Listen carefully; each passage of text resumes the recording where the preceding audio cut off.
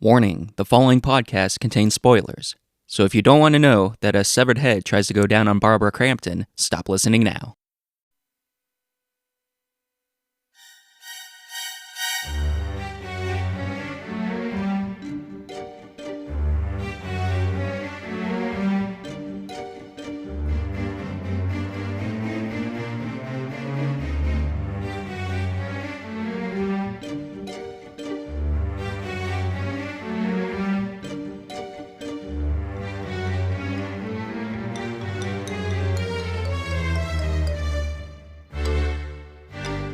The International House of Horror. Hello, everyone, and welcome to the International House of Horror podcast, a low-budget podcast for low-budget horror movies. I'm your host, Rocco, aka the Bad Pancaker, and across from me, as always, is none other than Scary Perry. Hello there. How are you doing, Scary Perry? I'm doing well, Mad Pancaker. How are you, my friend? Good. I think you noticed some improvements to the setup we got today. I know. It's very nice. I know. I mean, these microphones are pretty big. They kind of look a little like something you like. Don't get too excited over there, Perry. I do like dick. That is right, people. We have sound bites now. All right, don't get too excited. I do like dick, though.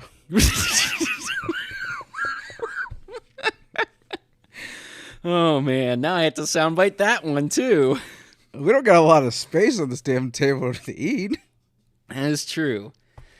We're going to have Dolores move us to a bigger Yeah, table. it is true. Dolores' tip is getting lower and lower just because of all the money we had to shell out for all this new equipment. So, speaking of which, if you want to help pay for all these improvements, making our low-budget podcast not so low budget, you can sign up for our Patreon over at patreon.com/themadpancaker. You can support us there. And also be sure to follow us on social media. I'm the Mad Pancaker on Facebook, Instagram, at the Mad Pancaker on Twitter.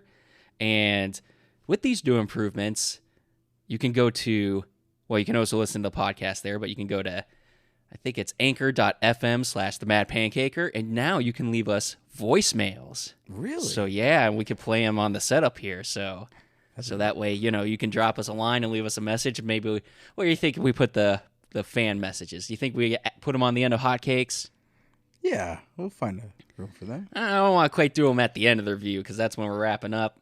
That's what some people do, voicemails. Maybe at the end of our hotcakes, once we're done with our hotcakes.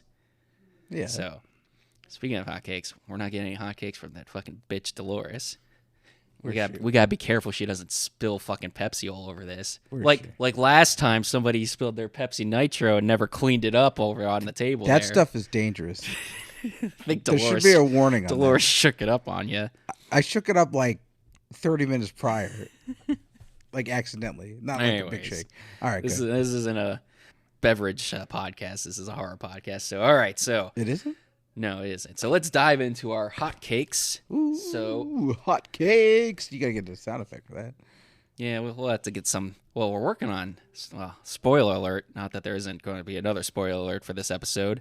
We're working on getting a theme song. So, as soon as the finishing touches are put on that, I'll let you guys know, and I'll probably go back and put it into all the previous episodes too. I hear that Tom Atkinson is doing it. Is that true? Tom Atkinson? Who the fuck is Tom Atkinson? Tom Atkins. You know what I mean? You're just as bad as Joe Blow Horror. I was watching one of their videos. I said his name in the entire thing. They spelled his name with a D instead of a T the other day. I'm like, who the fuck is Tom Adkins? But, no, they put out good content. I'd recommend their YouTube channel. So, you want me to go first as always? Yeah. Lead things off. For my first hotcake, as I alluded to in the previous episode, I got around to watching Howling 3, The Marsupials. Oh, boy. Oh, man. That movie is something. It's a ride. It's such a ridiculous premise that it's quite entertaining. Going off memory here, there's so obviously because it's called The Marsupials, so there's like marsupial werewolves in Australia, in addition to the regular werewolves. You remember the cartoon Marsupilami? No. Marsupilama. I can't say I remember that at all. All right. Okay. Anyways.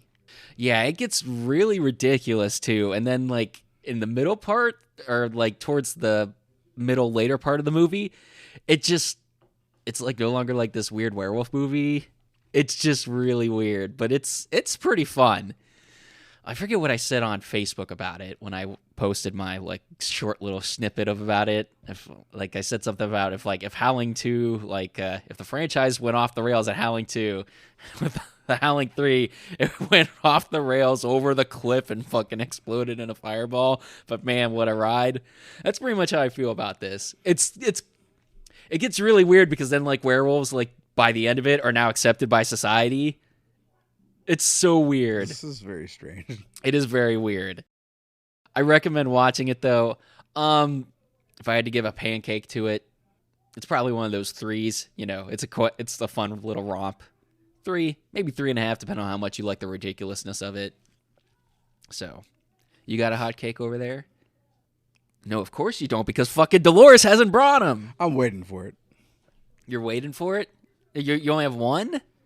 Yeah. Oh, all right. Well, I got a few more movies to talk about here.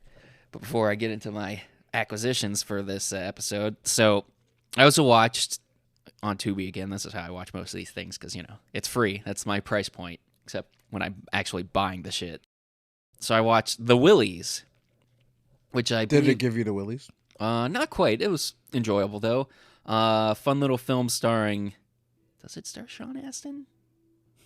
Yeah, Sean Astin, right? John Astin's son? Yeah. Well, Okay. does it start One Eye Willie also? No, it doesn't. Okay. Yeah, it's Sean Astin. I'm looking at him like, John Astin's in this movie? I don't remember John. Oh, it's his son. It's, Mikey, and then the chunky kid from Encino Man and the one fat hobbit. No, he's not that fat. He's kind of chunky. He got bigger, but, nothing wrong with that. Me. It's eluding me. But it also stars James Karen. He's also Rudy. Yes, he is also Rudy. You got that right. Rudy. Okay, keep going. So it also stars James Karen. Sounds familiar. We're not. If I saw him, I know. I'm definitely getting Scary Pod If now. I saw him for there. Well, maybe the next name will also give away because they were both in the same movie as well. Clu Gulliger. Oh yeah. Is it Gulliger? I think my notes left out the A. Return of the Living That's right. Dead. You got Frank and then Bert from Return of the Living Dead. I got you. Clu plays a much smaller role than James. He's kind of a bigger part. It's like an anthology film. It's not too bad. It's just kind of average though, because the beginning's like basic premises. Sean Astin and his buddies are in a tent telling each other scary stories. But unlike most anthologies, there's only two real stories. There's a opening bookend story but it's just like 2 seconds. There's like a couple 2-second stories, the old, the poodle in the microwave, I think was one of them. And then like somebody who got a chicken, got like a fucking human hand or something in a fucking bucket of chicken, something ridiculous like that. But then the first story is like about this kid who goes to school and he's picked on by kids, but he goes to the bathroom and he sees that this fucking monster. Careful with the spoilers. Careful. Well, I'm just giving the basic premise, but it's not too bad. That's of the two segments, that's the better one. It's the one that features James Karen a lot, and it's got a decent looking monster, so it's pretty cool. And the bullies get their comeuppance, of course. And the second one has this like chunky kid, this fat kid. Oh man, this kid is weird as fuck. I mean, he puts you to shame, Scary Perry. This guy, Are you calling me fat? No, weird. You didn't pick up on that part? But you said... Well, yeah, the kid's fat. The kid is fat. I'm not calling you fat. I said the kid is fat in the story, but then I said, man, oh man, the kid makes you look normal because he is weird. That's how I said it. All right. Paraphrase of what I just said. I am weird. Well, yeah, but this kid like makes you look fucking normal. So Makes are you. you. Well, I'm a cool guy though. So am I. That's debatable. Anyways, this kid. Look at this mustache. Stare into it. I got a lot to say about your mustache later. So this kid That Groucho Marx mask was better than your mustache. God damn it, quit giving away my material, you fucking cocksucker. Jeez. Watch your mouth. I'm going to throw this glass of Pepsi at you. Yeah. But then Dolores will fucking add it to your check. You don't want to do that. I don't care. And J-Bones will get pissed. That's another dish he'll have to order to replace it. Anyways, this kid catches flies, and then he'll like fucking... He fucks with them. He like takes the wings off and like glues them to fucking dioramas and shit. Like he has like a fucking church scene with all fucking flies. It's like Jeffrey Dahmer. Yeah, this kid is fucked up. And, you know, nobody likes him, and, you know, he's like a weirdo. But he goes and he steals this manure from this farmer that's really good manure at attracting flies and shit. So it's a special manure, and he lets him keep it. Or he gives him a special dose so that, you know, that super grows things. And then, of course, the flies are eating the manure, so they get super grow, and then he gets attacked by flies and shit. Super shit.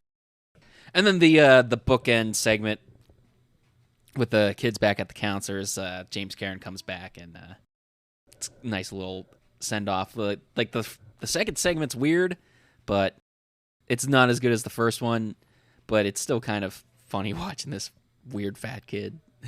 So, not to fat shame anyone, but, you know, I don't know how else to describe him. He's weird and he's fat. Rotund. Portly? I don't know. Anyways, on to my next review. So, Wait. or not review, but hot Wait, take. wait. Yes, I got it. you got it. The Hobbit. Samwise Gamgee. Yeah, that's why I just said he's the fat hobbit. Yeah, but you just said the Fat Hobbit. I just couldn't get. I was thinking of the name. It came to my head. All right. All right, go to your next review. All right. So next off, the franchise is probably more horror adjacent and sci-fi, but it's from Full Moon Features, and it kind of features quote unquote zombies. So I count it, and I'm sure we'll talk about the franchise at some point at length. I watched Trancers 3 for the first time. Oh, man. We didn't watch that. I swear we got pretty far. No, we watched, because at the end of Trancers 2, when we watched it on, like, the free movies on demand, it, like, teased for Trancers 3. Harry, you're going to love me on this one. Trancers 3, starring Tim Thomerson. Yeah, you got it. He's in it. Helen Hunt makes her, I believe, last appearance in the franchise. Is Hap Ashby in this one? Hap Ashby is not in this one. He's referenced, though. Garbage movie, then. No, I'm just like... It's kind of... I mean, the movies always have a low-budget feel, but this one has a really low-budget sci-fi feel to it. It's got this weird cyborg robot guy. Tim Thomerson goes back to the the future day Los Angeles, and then has to go back again to stop the Trancers from ever being made, and it like retcons like the origins of the Trancers. It seems it's kind of strange. It's still fun because I mean Tim Thomerson is that great character actor, and I love the character of Jack Death, but definitely not as good as the first two. But it's still a fun little ride. If I had to give a score to the Willies, probably another 3. It's not amazing, but it's not like terrible. Okay. Better than Chud, easily. Yeah. I think that's our bar. It's like, is it better than Chud? Well, then it's getting 2.5 or more. Trancers 3, probably like a 3.5, just because like Tim Thomerson. It's not good enough to be a 4, but you know Tim Thomerson's performance will carry a lot of movies. So, and then moving on to my next one. So I got 2 more altogether, and then I can go into the pickups. So I didn't pick up. I watched on Tubi again, Doom Asylum, which is a fun little slasher film. Didn't write down anybody noticeable in it, but Based on the game? no. Is there a Doom Asylum game? I don't know. Why'd you say based on a game then? I thought it was like Doom. No. Doom Asylum. Like yeah, Doom like, Space Asylum, not Doom Asylum. Yeah, I thought it was a colon. No, it's just Doom Space Asylum. All right, continue. All right. Anyways, it's this fun little slasher flick. It's actually got some pretty good practical effects. It's kind of shorter. I think it was like 110 to 115 minutes, and they definitely pad the time with some like random like guy watching TV, watching old footage of these older horror movies, which pads out over a lot of the runtime, but it's still pretty fun. It's got cheesy acting. It's got hilarious scenes, over-the-top nudity and shit like that. Starring Sylvester Stallone. Yeah, starring Sylvester Stallone. I caught that. There you go. Good job. But no, it was a lot of fun. I would actually, it's one of those fun time films for sure. I don't think not quite a 4 because I mean there's some bad acting, but it's funny bad acting. You know, maybe like a 3.5. But it was a fun little slasher. I think it's one of the ones we scrolled through looking through movies to watch, and we've passed on a couple of times. But I finally bit the bullet and watched it by myself. It was fun. So, and then lastly, got an Italian horror film, Paganini Horror. I believe this one, I think it might be directed by Luigi Cozzi. I'm too lazy to look it up, but I don't think it's like one of the weird people like Bruno Mattei. It doesn't seem like a Bruno Mattei film because this actually has some decent stuff to it. I don't think it was Joe D'Amato either. Joe D'Amato's stuff is hit or miss, but neither here nor there. But it's this. So there's this weird story where this band wants to get this song from this guy named Paganini, which I guess is a real guy. I guess he must have been into like Satanism and shit like that. But they found this lost song and they want to use it as their new hit type deal. So, and it involves this thing like this guy buys it from Donald Pleasance. He's in this film, but his English dub, he's dubbed by somebody else. Oh, It makes no sense. They had somebody else redub his voice, and terrible. I'm like, what was wrong with Donald Pleasance's voice in this? For just, you know, Can you give me a little Donald Pleasance, please? oh man, maybe I can give you awful overdubbed Donald Pleasance, but they overdubbed my voice. I didn't quite like them doing that. It was evil, pure and simple. Yes. Good enough? I love it. All right. Thank you. But it was a fun little film. And so the guy, the Paganini guy, comes back from like he's like some sort of fucking demon and terrorizes them in this house. And hold on, I'm trying to think here. Why do I all of a sudden lose my train of thought about this movie? Oh, it's got some decent gore, not great, but in fact that's how I first learned about it, was from another YouTube channel talking about it, and I made sure to watch it before I watched the video of their review about it, but probably a 3. Sounds interesting. Yeah, it's a fun little film. Nothing great. What kind of music is the hit? They're like, that's the opening of this movie. It's super 80s. It's awesome. So yeah, they got like that 80s pop band feel to them. But obviously Paganini was like a classical musician. So I don't know how much into like Satanism and shit he was. I just Googled the guy's name and it's like, he was actually a real guy. They just didn't make this up. This is lost it like a neoclassical like song or something? Probably, and they just want to adapt it to be like a... Oh, so you don't ever get to hear it in it? I think they try playing it. It's not... I mean, it's made up for the movie. It's probably not a real lost song. I don't even know if it's a real song of his, you know. But they want to use the beat line to it, you know, the notes for it, and then set their hit to it. So... Gotcha. So that's the last of what I've been watching. Well, I mean, I've watched some of these pickups that I'll talk about. So first up on my pickup, I picked up Halloween Kills, the extended cut, which it's only like nice 3 minutes longer. You like that mask? I love that mask. It's okay. I do like the mask. I own that and mask. Like I said, I mean, I'm collecting all these movies anyways because they're all the franchise, even though I didn't care for this one too much because I think it's just like the people in it are stupid. I've said that before when we first talked about when we watched it. But I also picked it up so that way me and J Bones could finish watching it. So, however, I didn't watch the full extended cut. We finished watching the theatrical cut because that's what we started. Because we started watching on Peacock, and then they took it off Peacock. So we had to finish watching the movie. They took it off the cock? Yeah, on Blu-ray. So we had to finish watching 4K Ultra HD, actually. I think right now it's on HBO Max. I better hit it before they get rid of that. Right. Yeah. But we went back and we wanted to see the alternate ending because you can't just watch it on its own. But I actually do like the alternate ending. I like it better than the ending in the film because it actually has a nice little like tie-in, like to pump you up for the next film at least. But we got that. So next up, and this one wasn't in my notes originally, but I'm like, I'll talk about it now just because I watched it recently. So Ghostbusters Afterlife. Here's where Scary Perry intervenes. All right. I just watched this yesterday. All right. What'd you think of it? I have also watched it, and I'll tell you what I think of it. So for me, I thought it started off a little slow. Mm-hmm. And some of the comedy was okay, but then once it starts picking up because it's about the main gist of it without spoiling too much. It's about the grandchildren of Egon Spangler. Yeah, I don't think that's much of a spoiler. I think everybody kind of knows that at this point if you haven't seen it. But once things get going and I just saw it yesterday. I have listened to my mind. Phoebe. Yes. I forget. McKenna Grace might be the actress. I think you're correct. Yeah, she did a phenomenal job. Yeah, she's the. And I liked her performance. And I like the way they made her look. You know, she kind of, not look like her, but look like it would be, a grandchild. And she did a great job. And then I think towards the middle and the end, it came together real well. Mm-hmm. And actually, I didn't hate it. It made me think that they're going to do more. I think they should do more with it. Mm-hmm. So I'm going to give it a solid 3.5 cannolis right now.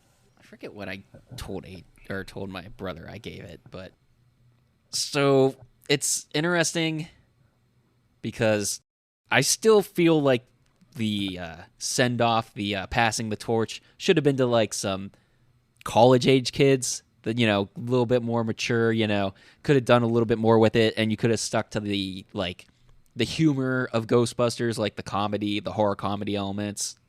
Whereas this is more like a drama. Yeah. Well, yeah, but go ahead. Sorry. This is more like a drama action film as opposed to like a comedy. There's some funny elements to it, but I feel like, spoiler. So when the Ghostbusters show up, the Ghostbusters are going to show up. The original Ghostbusters, who's left, is going to show up at the end. That's when it kind of got back to more the with their delivery, like the way the Ghostbusters actually quipped and joked around and stuff. But God, I just hated the one kid, the other Stranger Things kid. I don't even remember. Oh, his you mean the name. brother? Yeah, I feel like he was worthless to the fucking Finn story. Something. Yeah, he was worthless to the story. I know he's in Stranger Things, right? Yeah, he's Mike from Stranger Things. Finn Wolfhard, if I'm reading the back of this correctly. Yeah. That's his real name. Also in the new It movies, he plays the younger Richie Tozier. Ah. Which he's actually really good in that role, and he's good as Mike, but right. Yeah, but I thought you're right. He wasn't. Yeah, he wasn't and very like good. to get into a little bit of the things that happen in the movie, like he falls for like I know it's a small town, and I know because of virus restrictions, there was like not a lot of extras in this movie, and that's why the story kind of takes place where it does. But he falls for like the first girl in town, and is like, "Girl, I got a raging boner for this girl now." I'm like, dude, you haven't even seen any other girls yet in this town. There could be somebody hotter than her. Not saying she's not. Well, I mean, she's jailbait, so I mean, I can't say anything. But you know what I mean. Like, I'm not saying she's not attractive to a teenager, but my whole point is like, first girl, it's like, oh, she's super hot. I have to bone her, and I need to get a job at this place with her, so I can bone her. Like, the kid does fucking nothing. Like, he has no personality in this movie. Like, he's just there. He doesn't do anything. Yeah. I feel like you could cut out his entire stuff. He has I know it's because they need more Ghostbusters, but he has a lot better acting credits. Yeah. Like, especially as Richie. Yeah, I know it's the way they write the character. He just seemed kind of dull and bland. Yeah, like and he's got like in no this arc. one for me also, Paul Rudd didn't seem He was funny, okay. as funny as he usually is to me. I also didn't like some of the stuff like with the gatekeeper and the keymaster. Like they put in that like little joke where he says like, "I like your eyes." I'm like, that's not how they acted before in the first movie. They're still the same entities, Gozer and Vince Clortho. They're still the gatekeeper and the keymaster. Why would they act any different? Why would they now make a horror like, "Oh, I like your dress," or "I like your eyes"? I thought that was a dumb moment. I feel like Podcast gets kind of annoying a little bit too. He's okay in small This doses, podcast? but No, I'm just kidding. no. The character Podcast, who has no name other than that, never called anything else. He's okay. I think the mother's kind of a bitch for like no reason. I don't really like how they wrote out Egon. Not so much how he died, but just like, oh, like he abandoned the rest of the Ghostbusters because nobody else believed. Like, I'm pretty sure Egon could have convinced the entirety of the Ghostbusters. Maybe Peter Venkman might not have gone along with it because, he might have been tired of being a Ghostbuster. But, I mean, Ray would have believed him and helped him. So I feel like the better story to tell would have been, like I said, a college-age Ghostbuster story where maybe so Egon's kid finds out that his dad, her, however you want to cast him. I mean, in this one, it's a her. So, well, you got two kids. So, whoever, you cast as the lead, as Egon's child, finds out he passes away. And then, so they like have to drop out of college and like with their friends. So kind of like in the first one, like where they're professors, but they get kicked out of college. Well, in this one, maybe they get expelled from college and then they find out that Egon passed away. So, at the funeral, they meet up with Ray, and then Ray brings them under their wing and mentors them. But that wouldn't fit with the timeline of how the movies go, because they would be like our age. Their sons and daughters, yeah. Yeah, but that would be okay. Why the hell are they still in college? You do realize that based on the mom's age, like, she pumped out those kids, like, way too young. Okay. You do realize that, right? For her to have, for Egon to have a daughter that's middle-aged and also has kids that are close to preteen, the timeline doesn't add up there either. All right. So what would you give? How many pancakes? So now what I really did like the ending. That was like the teary-eyed moment where, you get to see all the Ghostbusters again together one last time. Even though it's really weird because so spoiler alert, there's Ghost Egon. I mean, he's throughout the movie, but he finally appears as an apparition form. But he doesn't say anything to the Ghostbusters. I mean, with how many, they had a good sounding Donald Pleasance for Halloween Kills. They could have had him just say something like, So just a little bit. A little bit about it. So obviously you saw special effects galore. But some of the poses, it was Ivan Reitman. They used him. And some was, I don't know the actor's name, but another actor. And he might look like him a lot too. So maybe but yeah, for voice, yeah. But I thought they did a tremendous job. Yeah, I would have liked him to say like just a few parting lines, to the rest of the guys, and then before he fades off. So, like I said, it's probably a 3 pancake film for me. But I'll give an extra, like the ending is like 5 fucking pancakes, just touching to see. That's what we wanted. That's what we wanted to see one last time. I know, it seems like that's building on something like, obviously. It would have been nicer for the Ghostbusters to be more involved in the actual story too. Yeah. So. They're old. But I do have a lot of gripes with like how it compares to the lore. And like how Gozer's portrayed. There's a lot of CGI effects, which are okay in some spots, and then other spots it's like, eh. But there's some decent practical effects to it too. They use a blend. But there's hardly any other ghost in there other than the Gozer thing. There's like one main one. Then there's a brief montage of ghosts coming out from, during the ghost run amok type scene. But there's like nobody left in the town. It's like, okay, there's ghosts all over this town, and people aren't just like running out in the streets going crazy. I know it's because of COVID, but I know it's a small town, but people would be running out all over the place if ghosts were like terrorizing this town. It is what it is, though. So you know what? Imagine this. All right, for a remake, you have 4 promising, at their prime, female comedic actors. I wish I had a Boo thing lined up here because I would be playing that right now. Boo. A total relaunch. Boo. Where the Ghostbusters don't exist. No, that movie's fucking terrible. That is one of a few films that probably has 0 pancakes for me. I actually like it, but not to attribute it to anything Ghostbusters.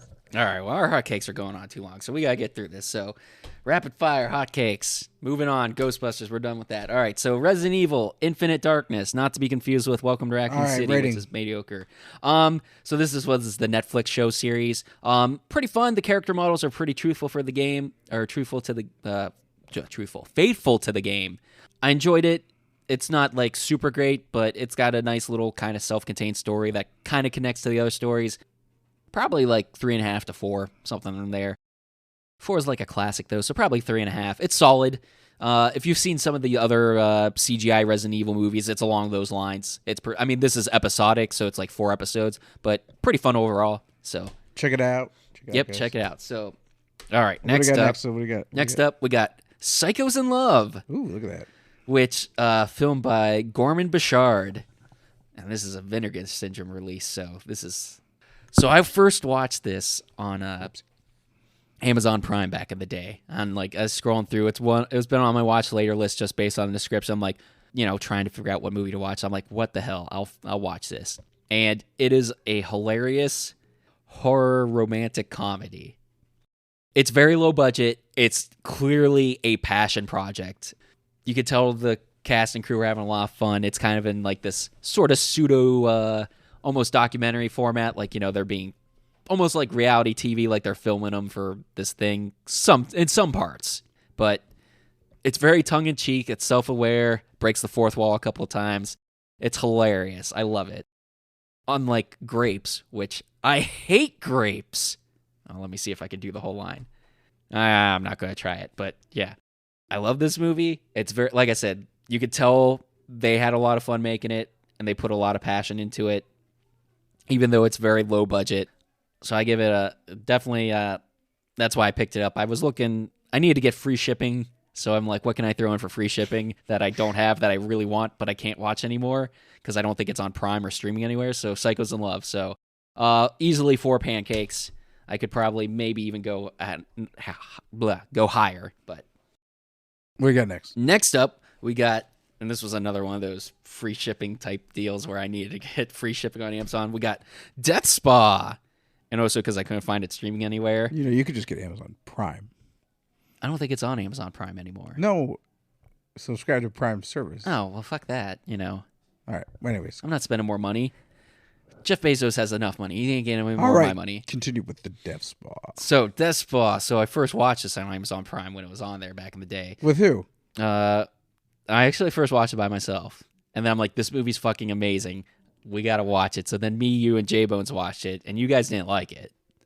I don't think so. I didn't. So although it came out in 1990, it was filmed in the 80s. So this is like this 80 premise, it's this 80s gym with like all this weird supernatural shit happening, and lot of like great death scenes, a lot of decent gore. The blood's a little off, but they just throw it around buckets full, so it's great. Ken Foree from Dawn of the Dead's in it. He's great. Very fun movie. Oh man, tits galore in this movie. Like tits everywhere because there's like shower scenes. Oh my god, just movie is like 80s to the max for horror. Just everything that epitomizes 80s horror in excess is in this film.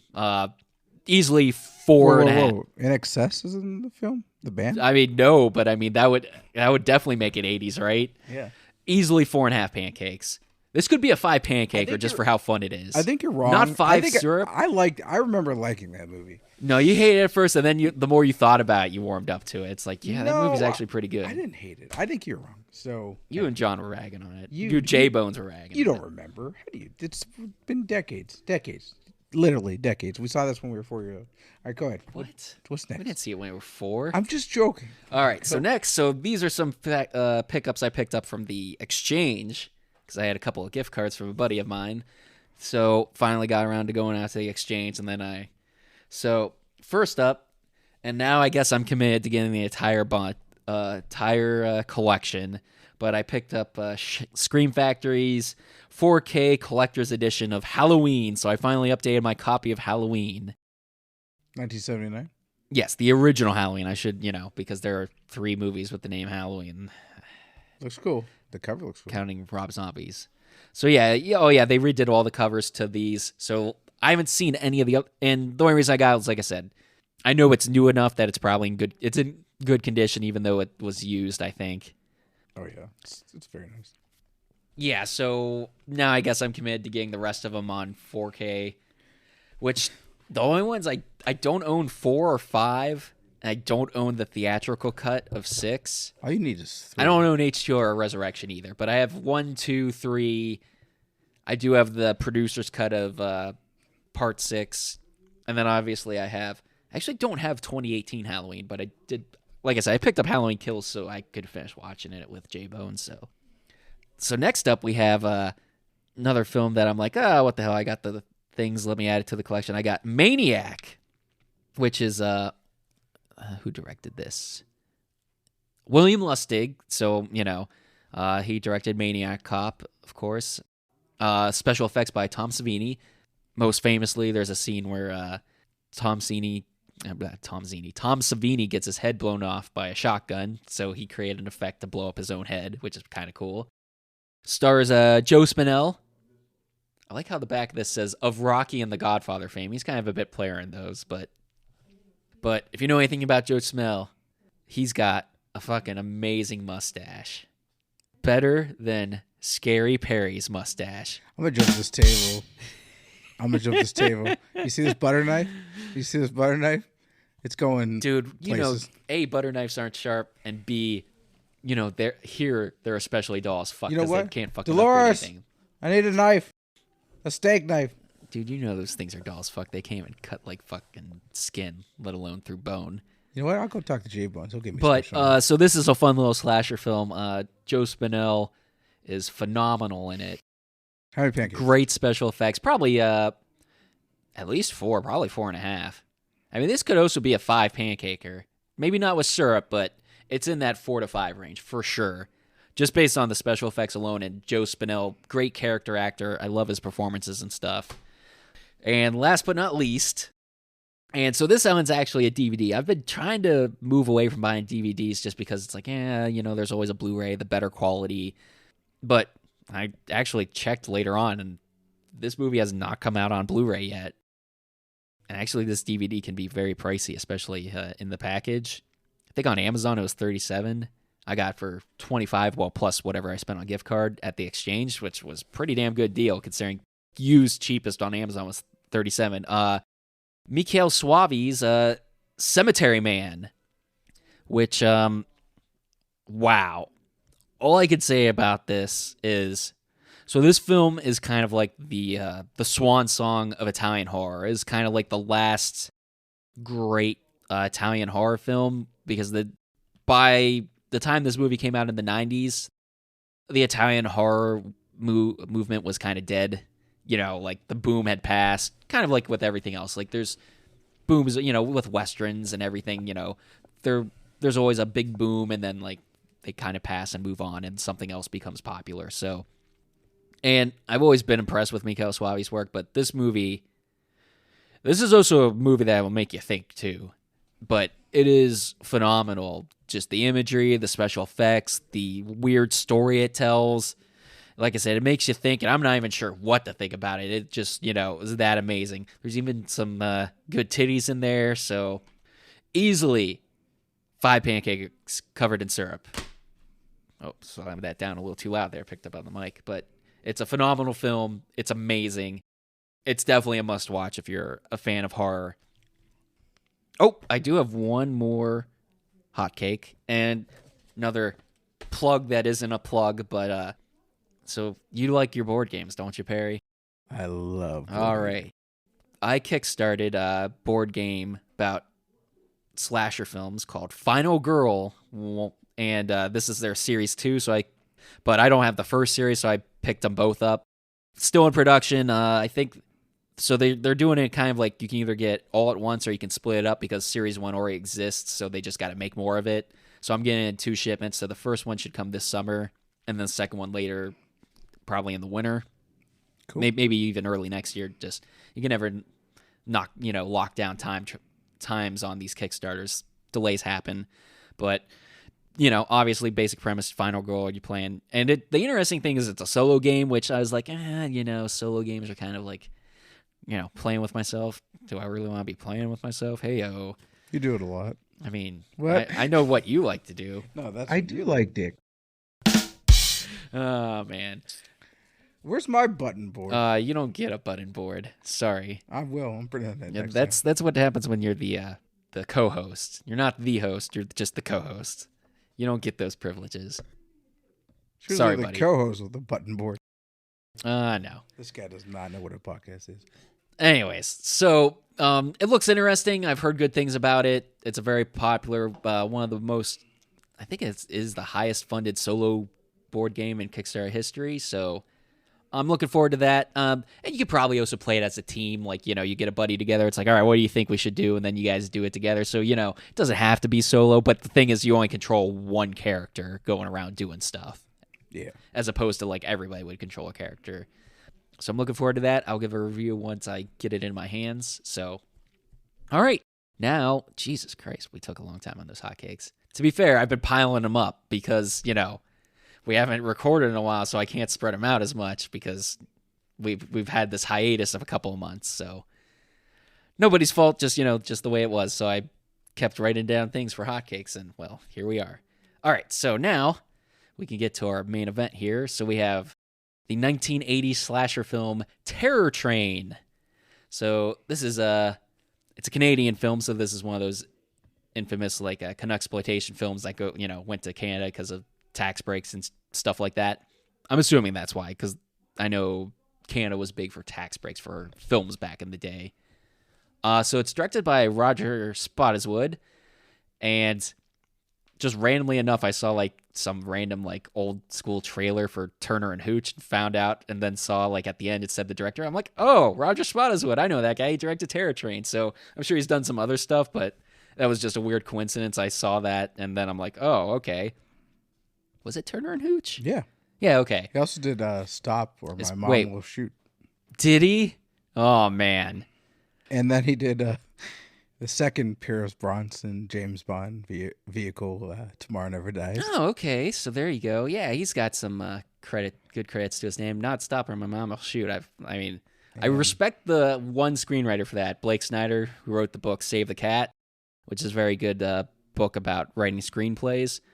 But I mean, hey, I guess he got paid for some of the Sixth Day with The Sixth Day. Yeah, with Arnold Schwarzenegger. Yep. Ah, okay. So yeah, he's got a decent filmography under his belt. So this film, it stars Ben Johnson, who's, I don't know him too much, but from what I've read about him, he's like a old character actor at this time that was kind of famous for, starring in cowboy movies and stuff like that. Then, of course, we have the infamous Scream Queen, Jamie Lee Curtis, who needs no introduction.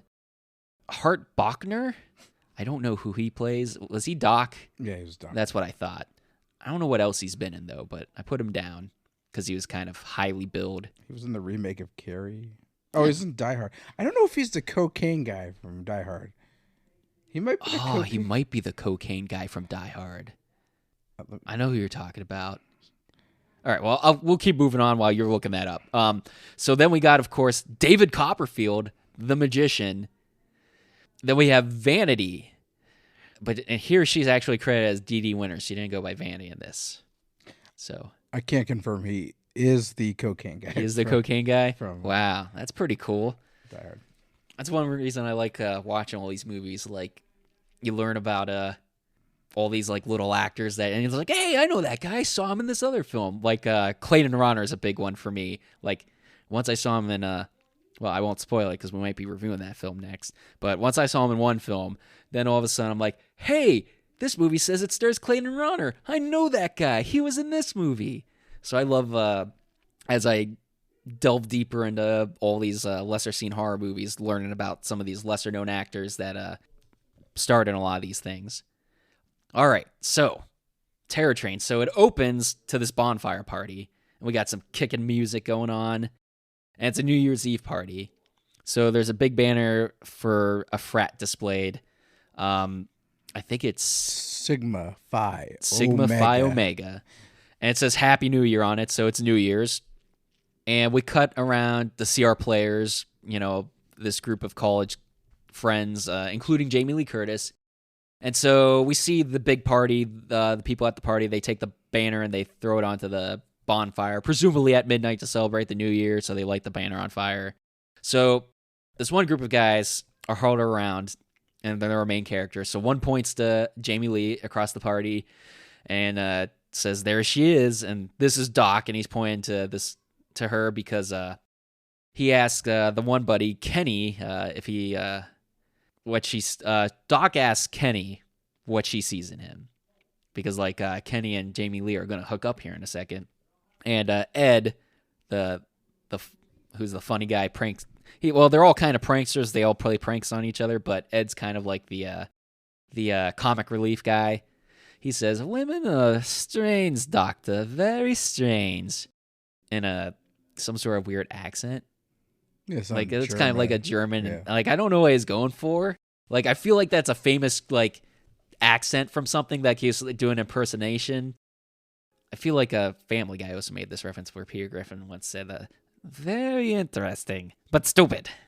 I just remember that, but I forget what the reference was to that. Maybe it's a similar reference to something not familiar. Somebody's probably like some person who knows all this old timey stuff is probably like, "It was this guy." Well, I don't know all this stuff, so Please let us know under social media. yeah. Thank you. Or you can leave us a voicemail. Oh, So, but yeah, I love Ed. He's pretty funny as the comic relief and early on in this film. And then another guy, I think Jackson says this.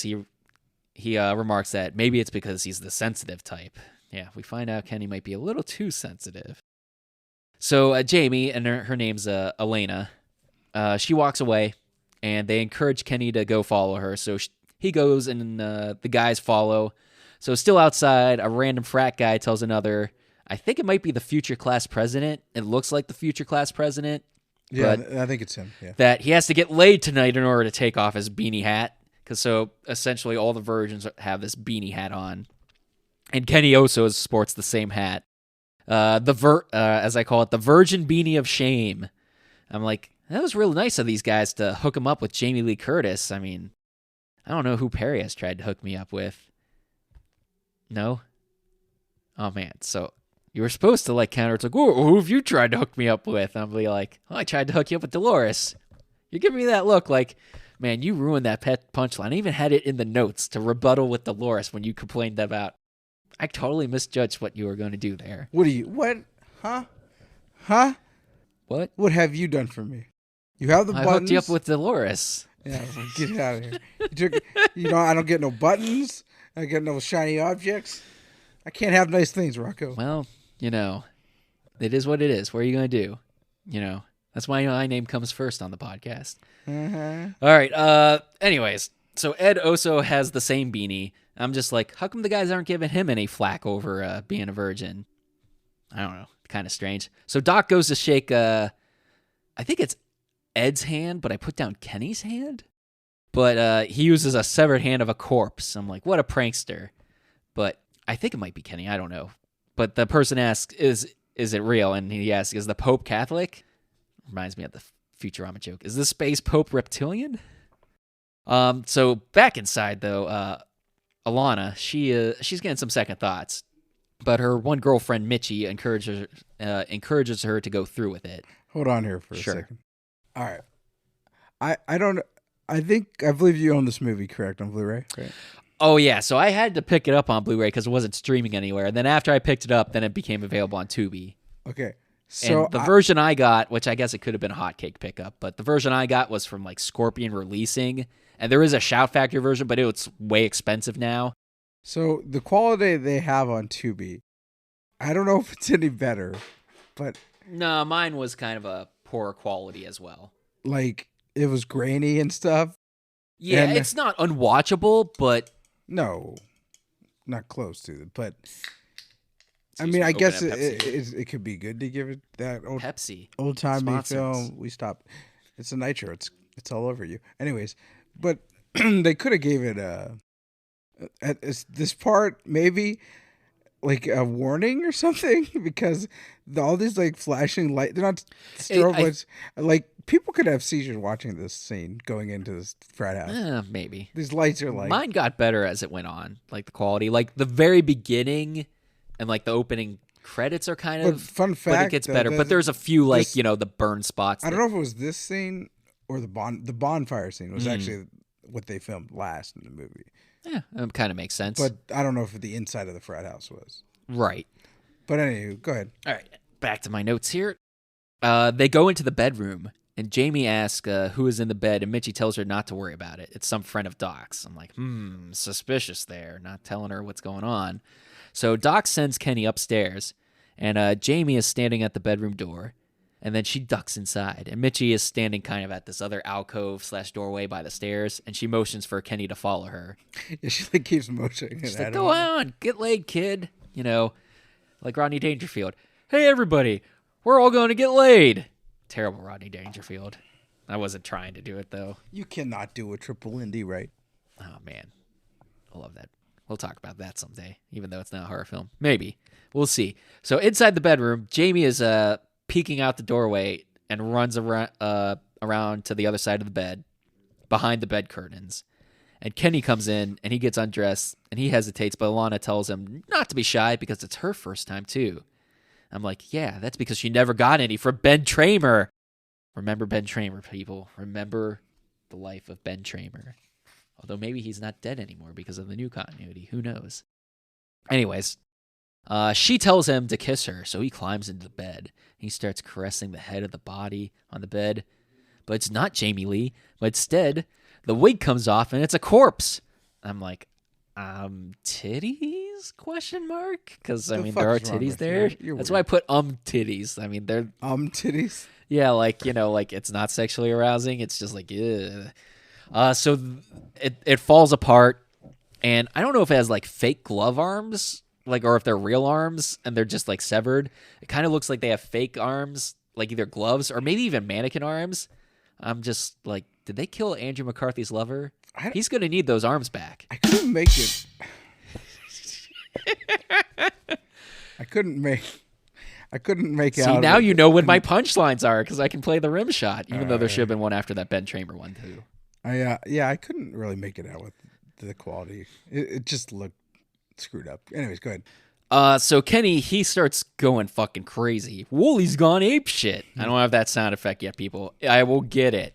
And stands up on the bed and starts screaming. Jamie looks confused because she's not part of the prank. I mean, she's part of it, but she doesn't know, you know, what he's seeing, what was in the bed. So he starts spinning around and he gets caught and wound up in the bed curtains, and the guys come in and start laughing at their practical joke. I put down that I really like the music during this scene, like the crescendoing, like how it builds up. Alana finally sees the corpse and she's repulsed and looks on in terror. So we cut back to Kenny as the film goes into like slow motion and his screams become slow and distorted as well. I also really like that for some reason. It's kind of crazy and silly. That was cool. And then we cut to our opening credits and we see a door open to reveal a locomotive coming out of like the train yard. And Terror Train pops up in red plain text. And, you know, it's going through the credits, listing everybody, and then finally gets to David Copperfield and list. And David Copperfield as the magician. I'm just like, no, I thought he was going to play the train conductor. Really? So we cut to 3 years later, and a bus of college students rolls up to a train station. And the sign says they offer steam train excursions, but they are only between July 15th and September 15th. I'm like, it's New Year's Eve. There shouldn't be any train rides going on this time of year.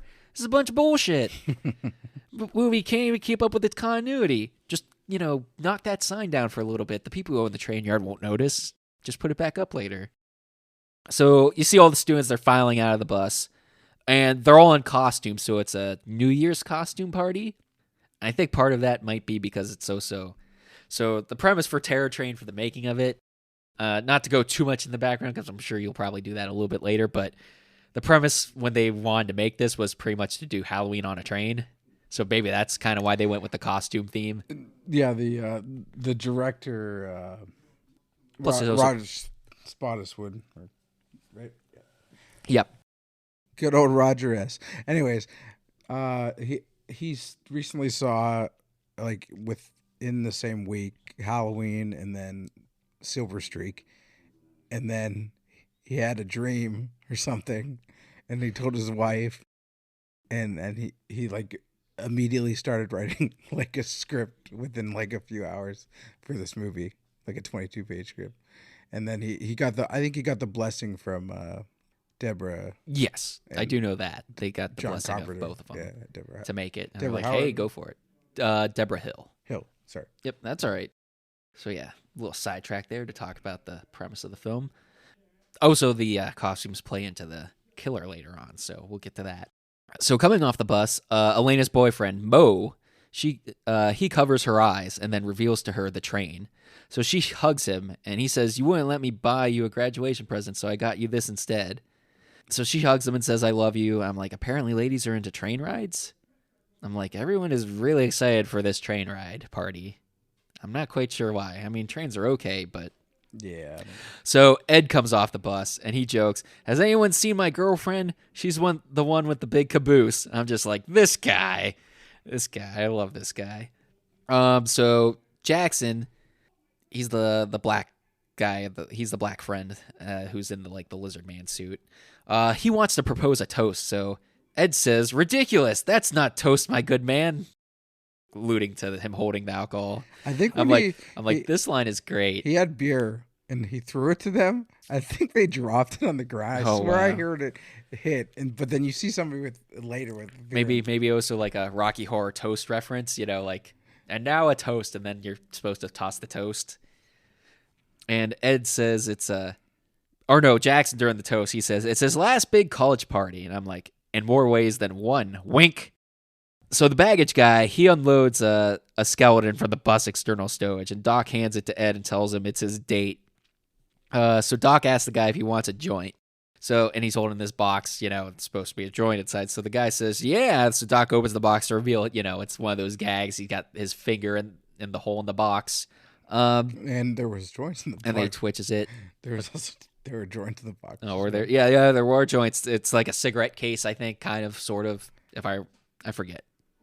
Unless they were just fake. Yeah, who knows? So everyone's getting ready to get on the train while Doc is tossing out streamers, party favors, etc.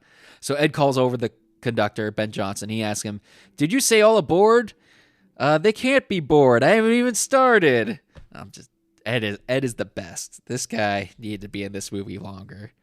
Also, he's dressed up as Groucho Marx, the infamous costume from the posters.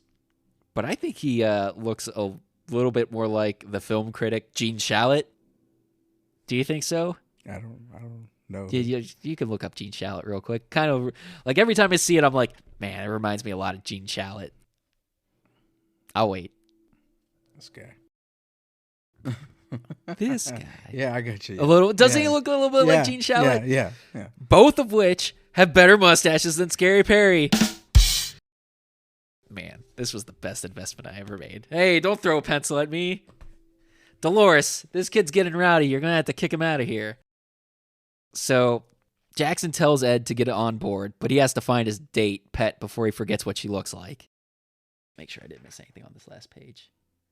Oh, no, I did. Hold on. I missed. Yeah, I missed a few things. Hold on. All right. I jumped the gun because I was so enthralled with my Gene Shalit joke. So some guy is carrying a semi-inflated blow-up doll, and Ed takes it, and he says, "It's just my luck. She's a lesbian. Let's play charades, and my word will be orgy." So he keeps rattling off all these jokes. He's like, the blow-up doll is not inflated all the way, so he says, "I think she sprung a leak. Either that or she's kissing me." This guy's antics, I really loved. I thought they were really funny. The conductor, so he's walking the length of the train and runs into the magician and his luggage and helps him with a big box. I'm just like, yeah, but all he did was like move it just like 1 foot. Like, he's like, "Do you need a hand?" And you're like, "Sure." And all he does is like, he flips it over like 1 foot and that's it. So I'm like, well, way to go, Ben Johnson. Way to go. So the conductor's name is Carney. Way to go, Carney. You're some big help to David Copperfield, Ed. So Ed comes up and he asks David Copperfield if he made his date disappear. And David Copperfield just kind of like, shrugs him off and dismisses him. So now Jackson tells Ed to get on board. And he says he has to find his date first. And her name's Pet, before he forgets what she looks like. The conductor, he's in the train station office with some lady. She gives him the weather reports. She tells him to make sure the kids don't tear the train apart. And with the party, she's always worried one of them is going to get hurt. I'm like, oh, lady, you don't know how right you are. So this lady's name's Maggie. So Carney tells Maggie that he wishes they would put a radio on the train. I'm like, good old plot conveniences. No radio, so, they can't call for help. He turns up the radio and he's dancing with her, but she's like in a wheelchair, so, as much as you can dance in a wheelchair, just kind of moving it back and forth. Meanwhile, the college students, they're all getting on the train. but Ed is stumbling around with a sword through his chest. One student brings it to everyone's attention. They all kind of think it's just a joke. And the student president comes by him and tells him, way to go, complimenting him on his joke, and then leaves him. But it's not a practical joke this time. He turns to reveal the blade sticking through his back, covered in blood. So we have kill number 1, Ed's big date with death. He crumples to the ground as the killer steals his costume. I think somebody would notice. This guy's like presumably the life of the party, before it starts, and Yeah, but they're all such big pranksters. More than half of them were on the train when they, he had the sword. Yeah, but they all think it's a joke. He's a big prankster. Yeah. I get what they're trying to go for, but maybe they should. So that's why they all dismissed it as a joke, I think, yeah, I understand, but I think it could have been. I thought it was done okay. Yeah. Well, anyways, good. So Ed rolls onto the tracks dead. So the conductor doesn't see him during his final check because he's under the train. So the train starts in motion. It's running over his leg with a hilarious and awesome crunching and popping noise. And then the train station lights go dark as the train rolls away. Did this train kept rolling all night long? Yes. With a heave and a hoe? Yes. And I just couldn't tell her so? Okay, all right. I thought we were going to do a bit there, but no. Train kept the rolling all night long. There you go. On the train, we get an ominous light stinger. Where's the magazine? You can't even. It's not like people can see it. Can you see or it? Can they? Here, look. Oh yeah, I see it in all of its glory. Sting in all of his glory. So, showing the killer, and he's now in Ed's costume, and he turns and he walks down a passage out of sight. So the girls are getting acquainted with their quarters on the train, but Groucho Shallot, as I like to call him a little bit, he cuts in and is spying on their legs and their conversation from down the corridor of the train car. And I'm pretty impressed because this is some tight space for some film shooting to be in a cramped train car, especially with the little hallways and everything. Because, in some of those shots, it's not always a wide open car. Like when you have the cars with the rooms, that's when you get those little narrow hallways. And I can imagine it's pretty tough to film in those. So the cinematographer, I think they had five. Wow. 5 train cars. Train cars, yeah. Okay. He rigged up like a kind of like on wheels. A dolly. Yeah, a dolly. There you go. Like a dolly system on it. Oh, that's neat. This is kind of unique, and then also, like these trains, when they're shot inside, they're not actually moving, but they show like they have locomotion, and that effect comes from they actually had crew members on each side of the compartment, and they were rocking it. Yeah, they were rocking it. That's cool. Yeah. Don't rock the boat, or in this case, the train. So apparently, Jamie Lee is graduating early and getting ready for grad school. Alana tells Mitchie that we are always going to be friends, at least until she dies later. Heyo. And then Gene Shalit, he ducks back out of view. We cut to some partying going on with one guy in a BDSM mask. I'm like, WTF? Pet walks in and asks the prez if she's seen Ed around. And the president here, the student president, he's kind of dressed up in a Uncle Sam type getup. And like as I note here, I think he's the guy from earlier with the beanie on. It would make sense because he'd be a senior and now he'd be the class president. Yeah. So he tells her to check the car back there. It's open. And meanwhile, we cut to Ben Johnson, some of the train staff, talking about the decline of the rail industry. And the one counters about the price of gas and says you'll only be able to get a can of beer someplace, or the only way you'll be able to get a can of beer someplace is by train. I'm like, is that beer the generic beer that they sell in the Walnut Pines? Was that the name of it? Walnut Pines grocery store? Yeah, close enough. Walnut Lake grocery store. I would like to point out, technically, he isn't wrong. Rail has kind of actually been quite prosperous, had a sort of a renaissance because it's the cheapest form of transporting goods a long distance across the country. It's not as fast as like air or, probably, I'm not sure how much faster or slower it would be than by by automobile, by truck. But it's kind of like the cheapest way to mass transport stuff, so it kind of has this sort of resurgence. So you can just tell by looking at them stock prices. They're up there for rail companies. Yep. Ben tells him, as the guy leaves the car, he can cook, he can watch TV, etc., but he can hang a left if he feels like it.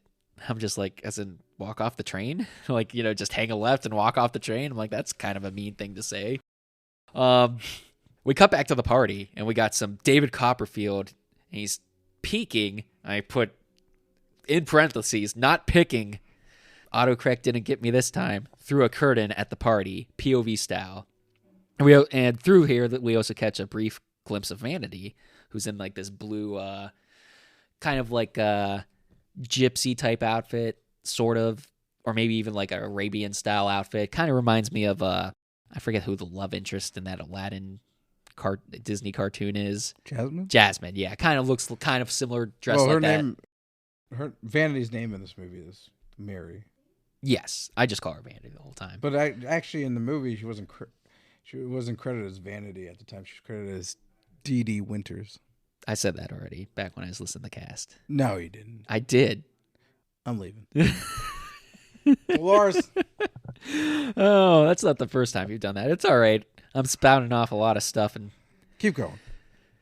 He remarks to his assistant that it's a rotten crowd, and she counters that it beats a 6-year-old's birthday party.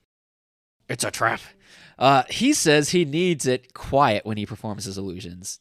I mean, how else is he going to make that Statue of Liberty disappear if it's too noisy, right?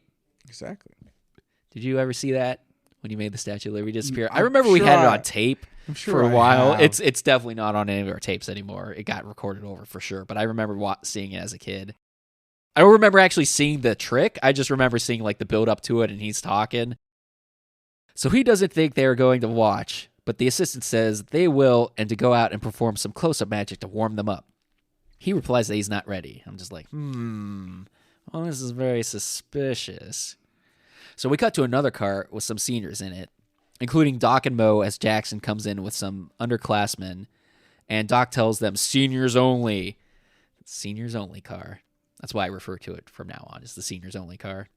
Fair enough. So they crack out some brews and talk about Hog Night, what they used to call the bonfire party where all the virgins had to get laid. I don't know how familiar you are with Hog Night. It's been used in other stuff too, but essentially, you hook up with hogs. Not the best looking of women. Just, it's the whole premise is to get laid. I remember, I think on American Dad, they did an episode about it, and they actually had a contest for who could like bring the ugliest woman there. I don't know if it was about getting laid with them, but it was just about Hog Night, like who has the ugliest date. So there's some different premises on it. But like a dinner for schmucks. Yeah. So the one random guy chimes in about how they had to abolish it and then throw a bunch of guys out of school, but Doc retorts, almost kicked out. And the randos remark that, you're those guys? All like shocked and impressed at the same time. Mo tries to deny it. It's weird when they mention this though. It only happened 3 years ago. Well, they're freshmen though. I guess. Yeah, because I think they let these guys. Yeah. Well, no, because they said seniors only, and they let those two guys sit there for a little bit. Maybe they were just in a different circle. I have no idea. They act like it's. Or maybe they only let in a couple freshmen. I have no idea. It's 3 years, but like later on even they act like it's like an extreme passage of time, like 30 years supposed to 3 years is a decent amount of time. I mean, though. It is, but it's kind of exaggerated, but good. So Mo tries to deny it and say it must have been someone else, but Doc fills them in about his joke. But Jamie Lee comes in and overhears him bragging about it and scolds him and tells them that they put a kid in the hospital. And also, I'm like, didn't I see this at the beginning of the movie? Why are you telling me again? I know what happened. I know you're trying to tell these kids, but I already know what happened. You don't need to exposition me here. So Doc says, why don't you tell them? You were there. Alana walks up and blows a party favor in front of him. One of those, the rollout things. I forget what they're called. I'll even put that in my notes. What the heck is that thing called again? I don't know. The one that rolls out and just, it's not a streamer, but I don't know. It's not like a kazoo, but it didn't even make like the noise they usually make. Yeah, it just like was like a paper unrolling, like, and then she tells him to suck it, or sucks to you. She redirects. Got 2 words for you, Doc. You can suck it. I do like dick. You're an ass. Hey, you know what, Rocco? You can suck it. I'm not gonna play it again. Not now. I think I've used up my quota of Perry sound bites for the episode. Where was I in my notes here? So she redirects the conversation and says, "It's New Year's. When are we going to party?" So they kick out the virgins. So these kids sit in here. I guess they got to their senior year and are virgins, or they're, like I said, they just didn't let the other freshmen in, but these guys are freshmen and they're also virgins. And you know they're virgins because they're wearing the beanies.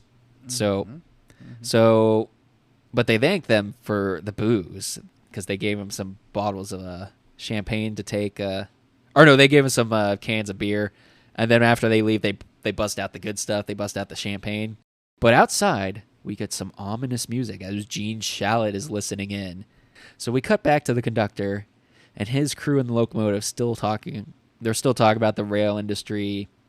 The engineer remarks that the conductor's nickname is Winnebago because he owns an RV dealership, although they never use that ever again.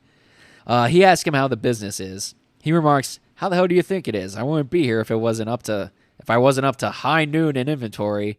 I'm like, "Still the cowboy talk, Ben. You're in the wrong movie for this." A lot of talk about various market sectors going on: trains, auto, RVs, a bunch of mumbo jumbo filler. We cut back to a shot of a narrow train corridor with Mitchie coming toward the camera. Ominous music plays as Shalit ducks out of sight. She turns the corner and is startled by Gene sitting in one of the rooms, who turns and waves to her. She tells Eduardo that she nearly scared the pants off of her. He opens the finger box from earlier, which has a finger in it, but this time it's not Doc's finger sticking through the hole in the box. So she doesn't notice that it's real as she checks up on her makeup in the mirror. So then she leaves and continues heading down the corridor, walking toward the camera, but Gene follows her because he wants to give her the latest review about, I don't know, Halloween Kills? I don't know. Bad joke there. No room shot for that one. That's what I get for making things up. Don't touch this. Don't touch the board. You're not allowed to touch it. Who are you talking to? You. Me? Keep your fingers to I'm yourselves. not touching anything. It's that creepy Gene behind you. Yeah. Mitchie notices that he's following her and thinks he wants to know more about his date that she referenced. So they walk through the car, and there's bunks in this car equipped with like privacy screens. And she stops to open one and say surprise to a couple inside. I'm like, that's weird. I'm like, oh, so stop trying to kill that guy's chub by interrupting him. That's so rude. Just open it up. You know, it's like, hey, you two, what's going on? I'm like, get the fuck out of here, bitch. I'm trying to bang this broad. Oh, they should have locked the door. Put a sock on the outside. No, it's like it's a screen. It's just a privacy screen. I don't know if you can lock that. As they approach the next car, Gene grabs her arm, and she remarks that hurts. But before Shalit can drag her into the bathroom, and give her his review of Chud, there's my good joke about giving a review. Before Gene could drag her into the bathroom and give her a review of Chud, Jackson comes from the next car and asks Ed how he's doing. So Mitchie takes this opportunity to move on to the next car, while Jackson is still cracking up about Ed's bit with the sword back at the station. I'm like, yeah, bit. Wink, wink. Also, I love the close-up on Ed here, with him just looking at Jackson out of the corner of his eyes, all sinister. Jackson's a bit intoxicated here. He is. He got liquored up quick. Jackson starts to wander off down the car, but turns around and asks Ed if he'd like a drink. So they cut back to the close-up on Ed, and he just nods yes, still looking out of the corners of his eyes. So they step into the bathroom, and Jackson goes to pour them some drinks. But Gene Shalit grabs Jackson and turns him around and lifts his mask to reveal something more terrifying than a Chud review or Scary Perry's mustache. And we have kill number 2. Gene Shalit gives him a review of Mirror, Mirror by smashing his face into it. Oh, and we'll get around to that one someday. Maybe we'll have to do a Karen Black month. She's in a lot of horror movies, so Karen Black's in Mirror, Mirror, if you didn't know. That's part of the joke. A review of Mirror, Mirror. I get it. All right. I get it. So we cut to the train crossing the bridge and blowing its whistle. There's a lot of cuts to the train exterior to break up different scenes. I think it works. It's kind of good. No. Oh, I thought you were saying the train. The train works. Yeah, I'm saying they cut to like exteriors of the train when between shots to like break up the action and like hide the I'll action. have more on the train at the end. Good. So, go ahead. Yeah, but I like it too. Yeah. So we go back to the senior's car, and they do a lot like when there's a kill and there's going to be a loud noise, they blow the whistle and go to the train shot. That's cool. I like that. Again, so obviously they get away with not showing the gore to help keep the rating in an R range, and also lets the imagination add some stuff, but they do show some stuff here and there. We go back to the senior's car where Mo, Alana, Mitchie, and Doc are hanging out. They're drinking, smoking, etc. Alana thinks that it was Mo's idea for the train ride, but Doc fills her in that it was actually his idea, and Mo just said to let her think it was his. He then says, "Guess what I put in the stuff I gave those dorks," referring to the booze from earlier. So those guys were kind of dorky. So Jamie Lee replies, "You asshole, you can't have a good time without hurting somebody, can you?" So then she asks Mo, "Is that why you told me it was your idea? Because I said I'd never go to another one of his fucking parties?" So she gets pissed off. She goes to walk away, but Doc counters, "Elena, you're always walking out of my parties, but this time you can't because she's stuck on the train." That's a good point. So she storms out. Mo goes to follow, and he puts on his bird mask because he's dressed up like this toucan with this like toucan mask, I think it is. And he goes squawk, and he says, squawking like a bird, "Brock, I'll get you for this on, Doc." Then in his normal voice, and he's like, "I mean it this time." Uh-oh. Maybe Mo's the killer. Bum, bum, bum. So outside, we get some tone-appropriate music as Mo apologizes to Elena. She accepts and they embrace, but she remarks that she is worried about what other surprises Doc has in store. She then notices a smell coming from the bathroom next to them and remarks that somebody already broke a bottle in there. I'm like, they may have broken something more than a bottle. Also, I can't imagine it smells worse than the bathroom in this dump. Dolores, when the fuck are you going to get a mop and clean that fucking restroom, you fucking bitch? Wow. What, have you ever been... You want to go take a fucking piss or a shit in the fucking not clean restroom? No, I go to the gas station next door. Oh, wow. There's a gas station next door? I'm now just learning of this. Way to expand upon the lore of the extended lore of the International House of Horror podcast universe.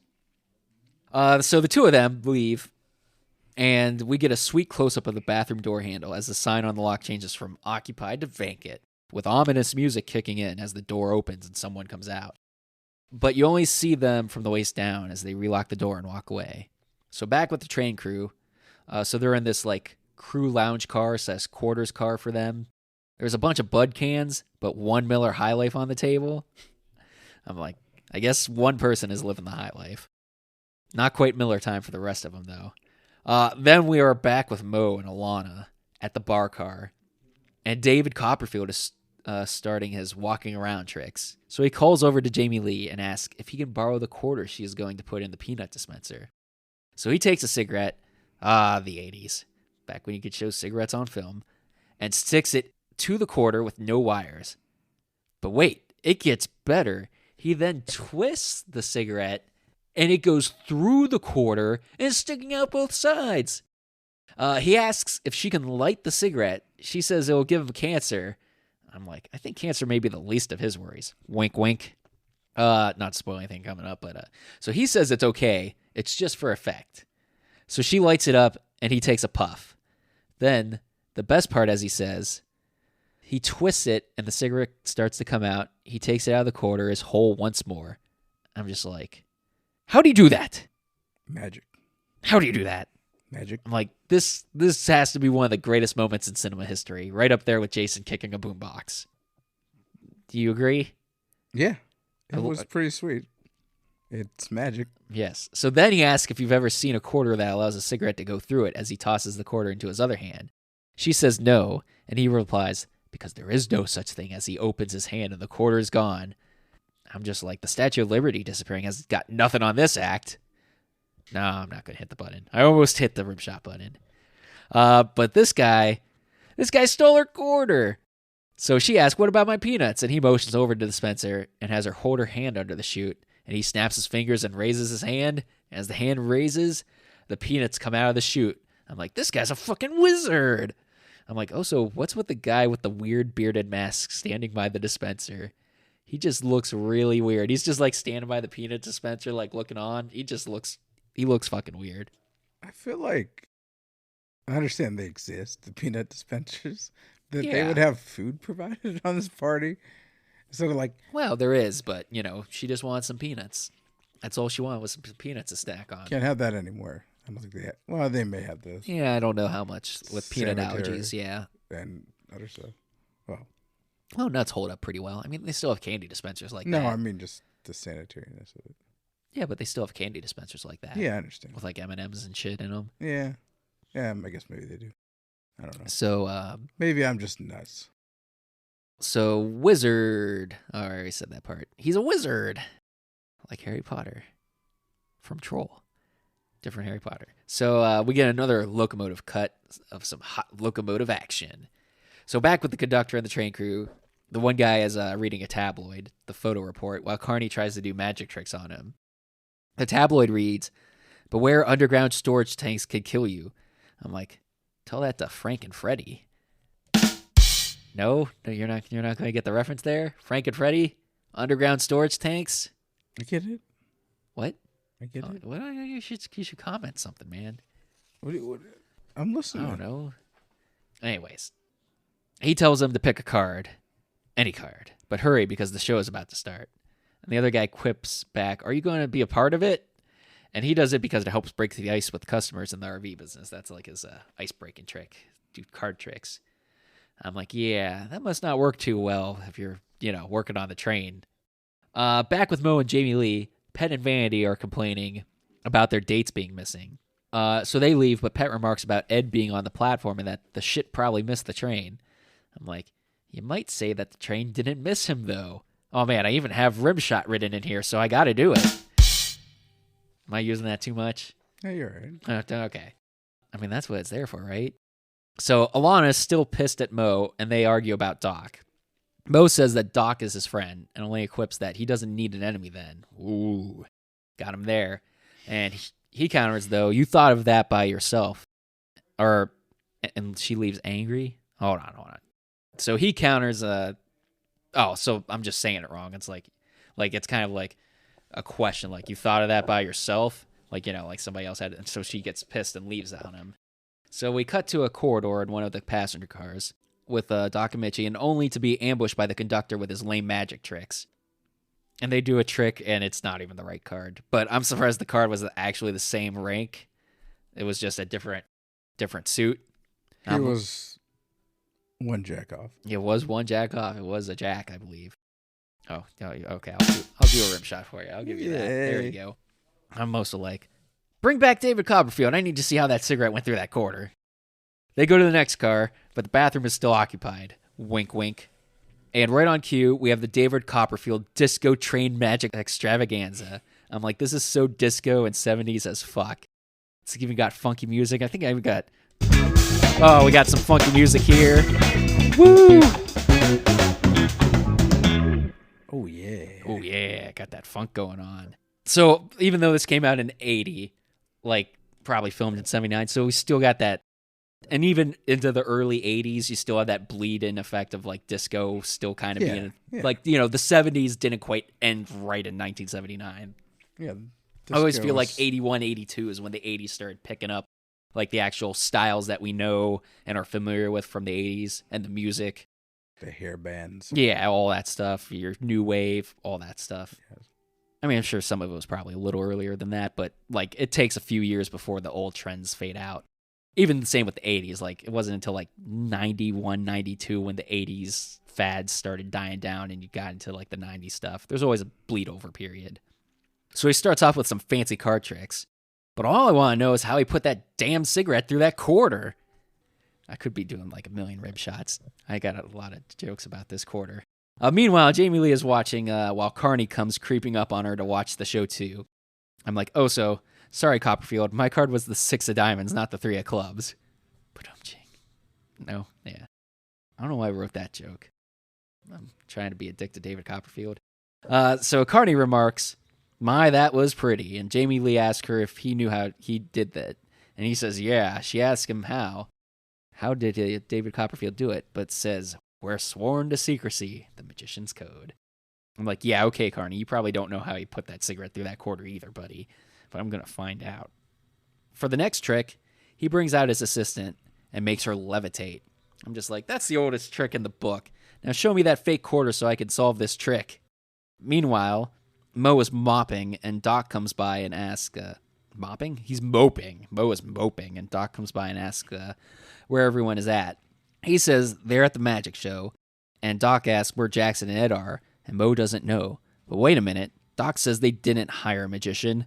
Bum, bum, bum. And Mo counters, though, that maybe somebody else had a good idea for a change. Mitchie heads on back to watch the magic show, and Doc sticks around to talk to Mo about Alana being mad at him. And he just says, "If she dumps you, you always have me, you know."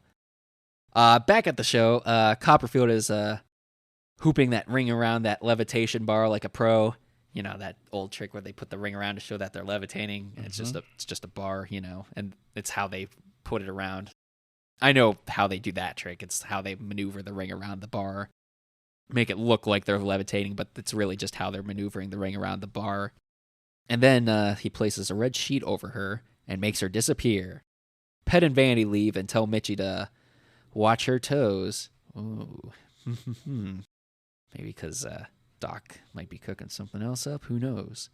So Jamie Lee inquires with Carney if anyone was left at the platform, since Pet thinks Ed might have been left behind. And he answers her with no, and he looks around and says they might have switched costumes. Just like the killer. Dun dun dun. But Mitchie says she saw Ed, and he's in the Groucho costume. I'm just like, you mean the Gene Shalit costume, right? Not the Groucho Marx, because I think it looks more like Gene Shalit. So Pet and Vanny meet up with Mo and Doc, and Pet talks about how David Copperfield made the woman disappear.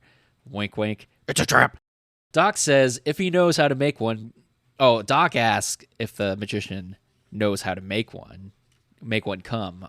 Oh, I'm pretty sure Copperfield can find the G-spot. Is that appropriate time for the rim shot? My God. I have to take that away from you. This may have been the worst idea ever, but I love it. Doc says he doesn't like tricks, but Mo replies that he loves tricks. Doc corrects him that he likes jokes. Doc then says, these ladies look faint. Can we do anything to revive them? Mo says maybe some kind of injection. I'm just like, with their wieners, because that's obviously what they're talking about. Doc says they'll have to come back to the consulting room, and they will have to do some exploratory. And Vandy asks if they have any experience. Doc responds that Mo and I worked in an emergency gynecology ward last summer. And Pet gullibly asks, like, really? Like, because she's kind of like the ditzy blonde, so I feel like it's genuine. Like, she really thinks, like, they might have actually worked there. And Mo says, yeah, Doc won an award. And I'm not sure what exactly the award was. It was tough to hear him. Best something in a supporting role. I couldn't quite make it out. I even like replayed it a bunch of times because I'm sure it's probably a pun, but I just couldn't hear what. All I heard was the best blank in a supporting role. So they leave, but Mitchie sees them leaving together from the other car through the car door window. Uh-oh. So Jamie Lee is, she's kissing the president. Not like making out, but just like kissing him on the cheek. And then she goes to ask Mitchie to get some champagne with her. So Mitchie is hesitant and declines. Uh-oh. Because, you know, she knows what's going on with I think she knows what's going on with Doc, Mo, and the other girls. Mm-hmm. So Mitchie says, let's dance instead. But Jamie asks about the men, and Mitchie replies that they can take care of themselves. Wink, wink. Meanwhile, this creepy guy on keyboard is just eavesdropping on the conversation, and he just kind of shrugs. Hey, buddy, this is an A to B conversation. See your way out of it. What a jerk. Don't press that button. No, that wasn't like a joke. That was like a legitimate, like, hey, buddy, this isn't your conversation. Why are you being a creeper? So then we get some more POV shots from the killer of the dancers. Mainly just focused on this lame chef costume guy and his lame dancing. I'm like, oh, so it's not coming from the door, but maybe the stage curtain? maybe the magician's the killer? Copperfield. Meanwhile, Doc, Mo, and the girls are wandering back through the bunk car. Pet tries to go into one of the bunks, but Mo pulls her away as it's occupied. The guy in there, he's probably just, saying to himself, not again. I'm like, this guy keeps getting cock-blocked. Pet is somewhat faint, so they try use the still locked lavatory, but they are interrupted by the conductor. Doc tells him, medical problem, do you think it's serious? And Carney replies, that smells more like an alcohol problem to me. And the group goes to the next car, and Carney stops to ask if anyone is in the bathroom, but gets no reply. So he unlocks the door, only to see blood everywhere, and Jackson's body lying on the floor. And he says, oh my God. That's not how you say oh my God, though. You're supposed to say it like this. Oh my God. Troll 2? Troll 2. Yeah, we'll get to that one someday, too. That needs to be one of our little soundboard things. Write that one down to add to the list, along with Woolie's Gone Apeshit. Just an oh my God button.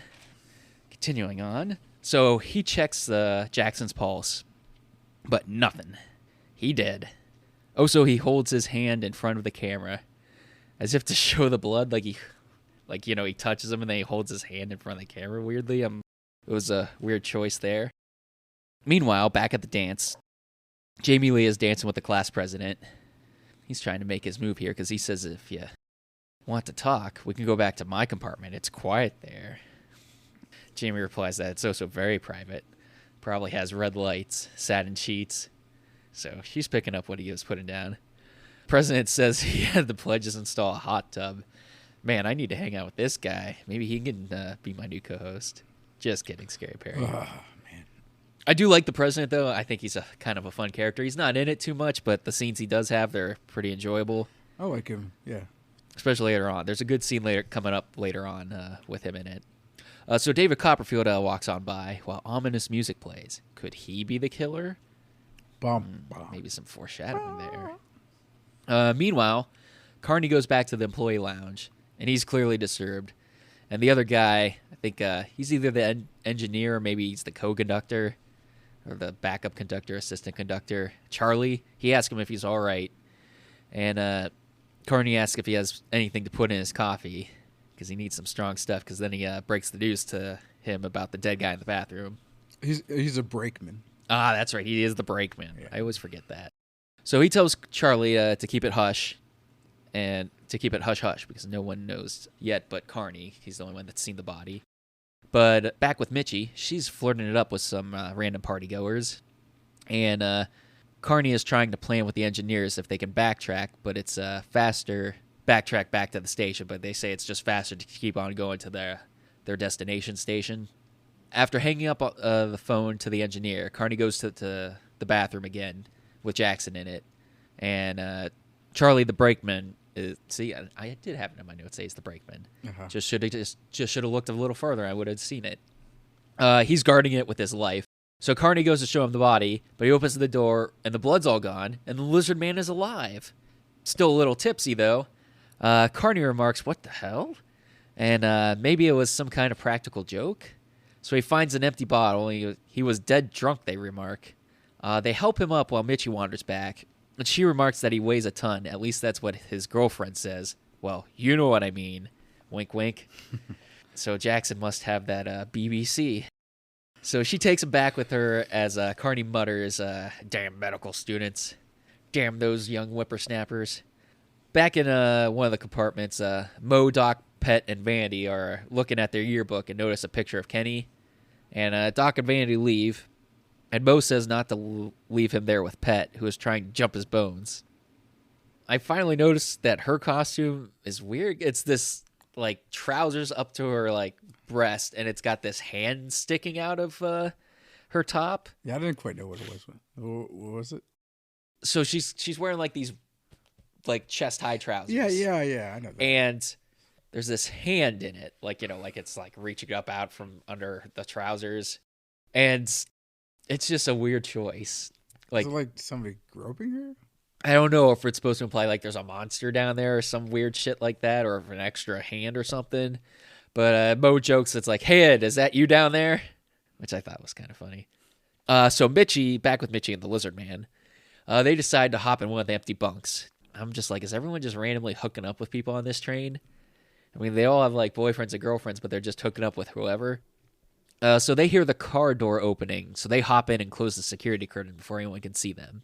And good thing, too, because it was Vanity and Doc. And he's complaining that she thinks Jackson is with another girl. Or Vanity is complaining, not Doc.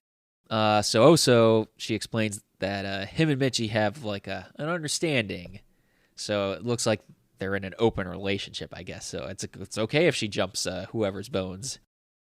She also says it's a first for us. And Mitchie, she's overhearing her.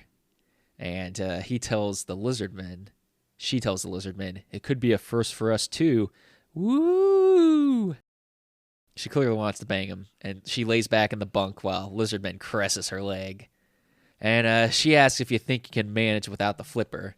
So the music also starts to get more ominous here because, obviously it's not Jackson. He's long gone. So he takes off his glove to reveal a hand, which is Jackson's hand, and to cop a feel with it. Mitchie replies that he has got cold hands but a warm heart, but she opens her eyes to see that it's Jackson's severed hand resting on her bosom. Before she can scream, the Lizardman covers her mouth, just as we cut to the locomotive blowing its steam whistle. Because we really need some more of that hot train action. And so we got kill number 3, off screen to death. We'll see her death a little bit in more detail later on. So David Copperfield, back with him at the party, he's watching the president talking, and he's kind of like doing imitating like a politician going on one of their rants. And in regards to the controversy in the Middle East, he says, "Nuke 'em and let's bomb those suckers into the Stone Age." And he says, if the cavalry could take care of the Comanches and the Apaches, the B-52 ought to do just fine against those camel jockeys, which is probably a bit of a racial slur, but that's what he said. I do love the little spiel, though. I think it's funny. So Jamie Lee, he comes in, or she comes in, and David Copperfield's gaze immediately shifts towards her. So she goes to get a drink, and she turns, and their eyes meet, and they smile at each other. And I'm like, is Jamie Lee Curtis and David Copperfield, are they the celebrity couple I never knew I wanted to see? Do you think David Copperfield might have been, hooking up with Jamie Lee on the set of Terror Train? Maybe. Never know. So she tells him that she liked his show, and he asks, do you believe in magic? And she does the kind of sort of little gesture with her hand and face and laughs. I do. You sent me that gif yesterday, and I knew exactly what scene it was from because from having watched this. I'm like, yeah, a little. So David says, I'll have to convince you. I'm just thinking, with my penis. Oh, no, he means by he pulls a rose out from behind her back. I'm like, I guess that works too. And then he makes it levitate. She asks if he does this for all of his fans, but he says that this is his first time, Elena. And then she grabs the rose out of the air, and he says, after the next show. Ooh. So Doc comes in and calls her name, and she looks, and David Copperfield has disappeared. I'm like, that's a good trick, but still not as good as that cigarette through that quarter. I'm still trying to figure that one out. It's a real brain buster. It is. I think it was a fake quarter. And that's why I made it disappear so nobody could look at it afterwards. Because it was her quarter. I think he did a sleight of hand and swapped it out with a quarter. A switcheroo. Yeah, like old sleight of hand. Or do you just believe in magic? Because the cigarette's still lit up, so he smoked it through it. So I don't know.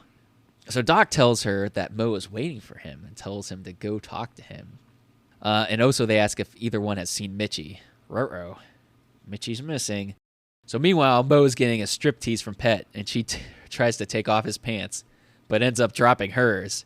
Because like I said earlier, her costume was just this like breast-high pair of pants. And we got titties. Hey. Pretty nice titties, too, if I do say so myself. So back with the train personnel. I would like to pet them. Hey, this guy. Oh, that deserves a red shot. There you go. Oh, I got one. You got one. So back with the train personnel, Carney ponders what happened to the blood and how the Lizard Man busted the mirror. But now it's time for David Copperfield's next show, and Doc and the President are in attendance. So he's going to find the card that was signed by the skeptic Doc without looking, and then so he's got the cards scattered on the floor, and he places a newspaper over top. And, so do you think this newspaper is a copy of the Burley Observer from Tales from the Crypt? You know, the newspaper, the Burley Observer? I'm making a callback here. Could be. I doubt it. Yeah. Probably not. Probably some Canadian. It's just making a callback, that's all. So Doc heckles him and says that's third grade stuff. And David replies, really? And then he pulls out a switchblade and flips out the blade, which makes the crowd go, ooh, and ah. So they then turns the knife straight down and then just drops it on the newspaper. So he removes the newspaper and then he lifts up the knife and the card that's sticking to it, which is the 10 of diamonds that's signed by Doc. And the crowd applauds and he mockingly tosses the card at Doc. I'm like, yeah, but I don't think that's as good as sticking a cigarette through a quarter. I'm just saying, that trick, I'm going to be talking about that trick for the rest of the episode. Maybe the next 3 episodes. That's how much I liked it. So back with Carney, he goes into the bunk car, and it's quiet as he bends over to find a woman's slipper. But as he walks forward, we get a stinger. Dinger will hold up the Tempo magazine. Look at this magazine. And we get a stinger, and Mitchie's hand falls and hangs out from the curtain behind him, and he turns and sees it, and he drops the shoe. I really like the musical cues in this. The stingers are pretty good. They add to the ambiance of the scene, the atmosphere. Mm-hmm. He investigates to see kill number 3, no longer off-screen throat slash Mitchie, to which he remarks, my God, and puts the arm back in the curtain and closes it with the creepy score kicking in. He investigates another bunk when he gets jump scared by a bottle falling out. But then Jamie Lee arrives on the scene and asks if he's okay, and he asks her if he knows whose shoe this is, and Alana says it's her girlfriend's Mitchie's, and that she'll take it. So she tries to walk away, but Carney stops her and goes and checks the bathroom again. Still no blood inside. And Alana, she's getting suspicious. She starts to question what is going on. And Carney asks her to come with her, please. She tries to ask where he found the shoe, but he insists that she comes with him instead. So meanwhile, Mo's trying to get Pet to put her clothes back on, saying they're missing the magic show. But she thinks that it's boring. I mean, I don't know what's boring about sticking a cigarette through a quarter. That was amazing to me. Man, I didn't realize I had so many of these jokes in rapid succession, but they keep talking about the magic show and shit.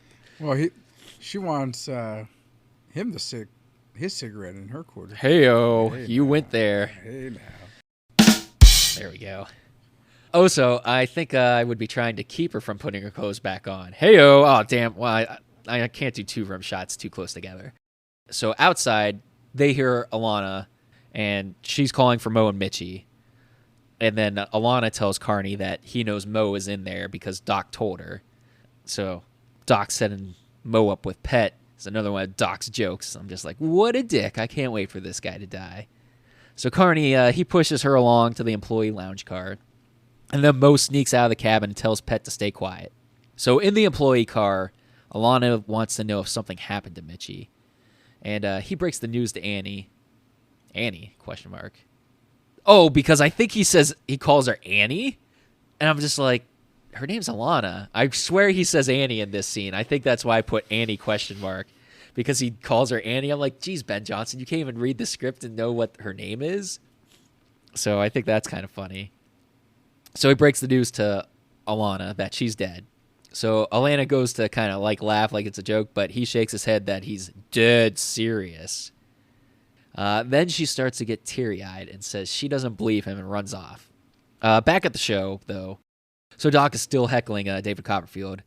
I'm just like, did he see him put that cigarette through that quarter? My mind is still blown. I mean, that's why I'm still talking about this.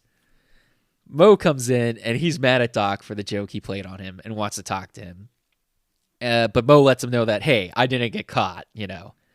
So David Copperfield, he's still doing his show in the background while they're talking, and he picks Vanity to be his volunteer. And now that made me think, wait a minute, is David Copperfield and Vanity a celebrity couple? Are they the ones banging behind the scenes while this movie's being filmed? Maybe. I mean, it's David Copperfield. So to note here real quick about David Copperfield, like, I think I always remember David Copperfield as being kind of a normal build guy. Like, he wasn't, he was in pretty good shape. Not like muscular, but not like thin, Yeah. But in here, he's really young and he seems like very thin and lanky. Not like out of shape, but he just seems like really skinnier than I remembered him. So, like I said, very early on in his career. So it jumps back to Alana and Carney in the employee car. So they go back to the bunk bed car, and she goes to look for herself because she doesn't believe him. So she finally pulls open the curtain, and so we get another shot of Mitchie's with her throat slit. And so she slinks to the floor and starts crying. And then we jump back to the magic show, and David Copperfield and Vandy are going to do some mental telepathy. And I can't help but think, like, isn't all telepathy mental? That's like the whole point of telepathy is like communicating between your mind. Yeah. I'm not going to question David Copperfield on it, though. I mean, that he's a wizard. So she's going to blindfold him and tells her to, hold up her fingers, and he's going to guess how many fingers she's holding up. You can't see Perry, but he's holding up 7 fingers, which is going to be the correct answer here coming up. But so Doc, he asked Mo if he's seen Mitchie. Mitchie's still missing. Vanity goes to cover up Copperfield with a sheet. And I'm like, I thought he said blindfold him, not cover him with a sheet. So someone heckles him again. I think it might be Doc, but it's hard to hear. I don't really see Doc move in the crowd when this happens. But it would make sense because then Copperfield quips back that maybe we can make him disappear. And then the crowd laughs. So she holds up 7 fingers like Scary Perry just did, which you couldn't see. And then she pulls the sheet away on the count of 3, and the magician is gone. He's standing in the back of the car, and now he yells out 7.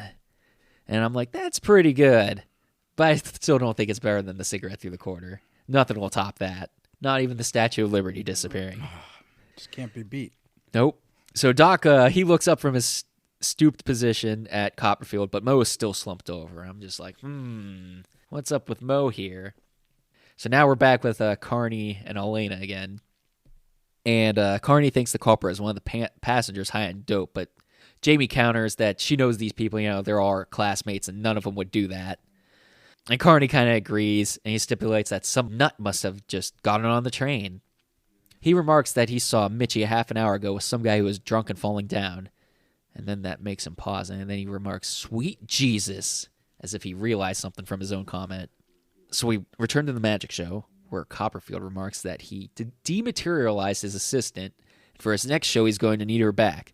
So he holds up a sheet in front of him, and then we see some female hands come out from behind the female, wink, wink, hands come out from behind the sheet, and then lowers the sheet again, and now it's this female assistant, and she lowers it to reveal herself, and meanwhile, we cut back to Carney, so we keep intersplicing back and forth between these two scenes.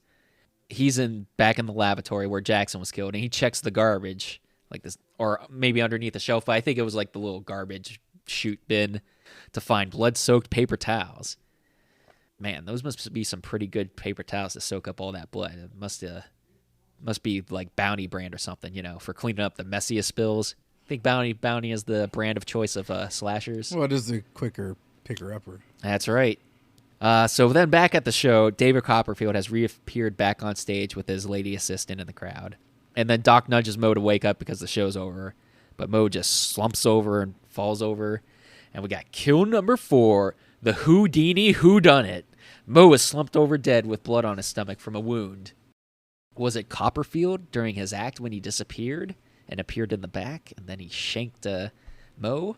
Maybe he shoved a cigarette through his body. Yeah, maybe. It'd be a pretty good trick. Hey-o. So at first, Doc thinks it's a joke, Mo's putting one over on him. But then he picks Mo up and accidentally, gets some of the blood on his hands. And then when he goes to, prop up Mo's face, he, sees that he got blood on his face and everything.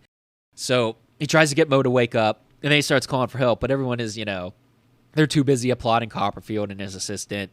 So he grabs Mo and starts dragging him through the cars. But everyone thinks it's another one of his jokes because, it's like a boy who cried wolf situation. He finally gets to the car with Carney and Alana, and they try to tend to him, to Mo there, and some passerbys come in and see Mo, and Carney and another train employee quickly shoo them out, They don't want panic to start spreading and want them to see what happened. After some more hot train action, Doc is clinging to Mo's corpse and asks, where's Mitchie? And Alana tells him she's dead. And Doc starts screaming her name and then says he's getting out of here. So he runs to pull one of those emergency brake signals, which, then the engineer up front would stop the train. And Carney warns everyone to brace themselves for the sudden stop. But the train, call back to our earlier joke.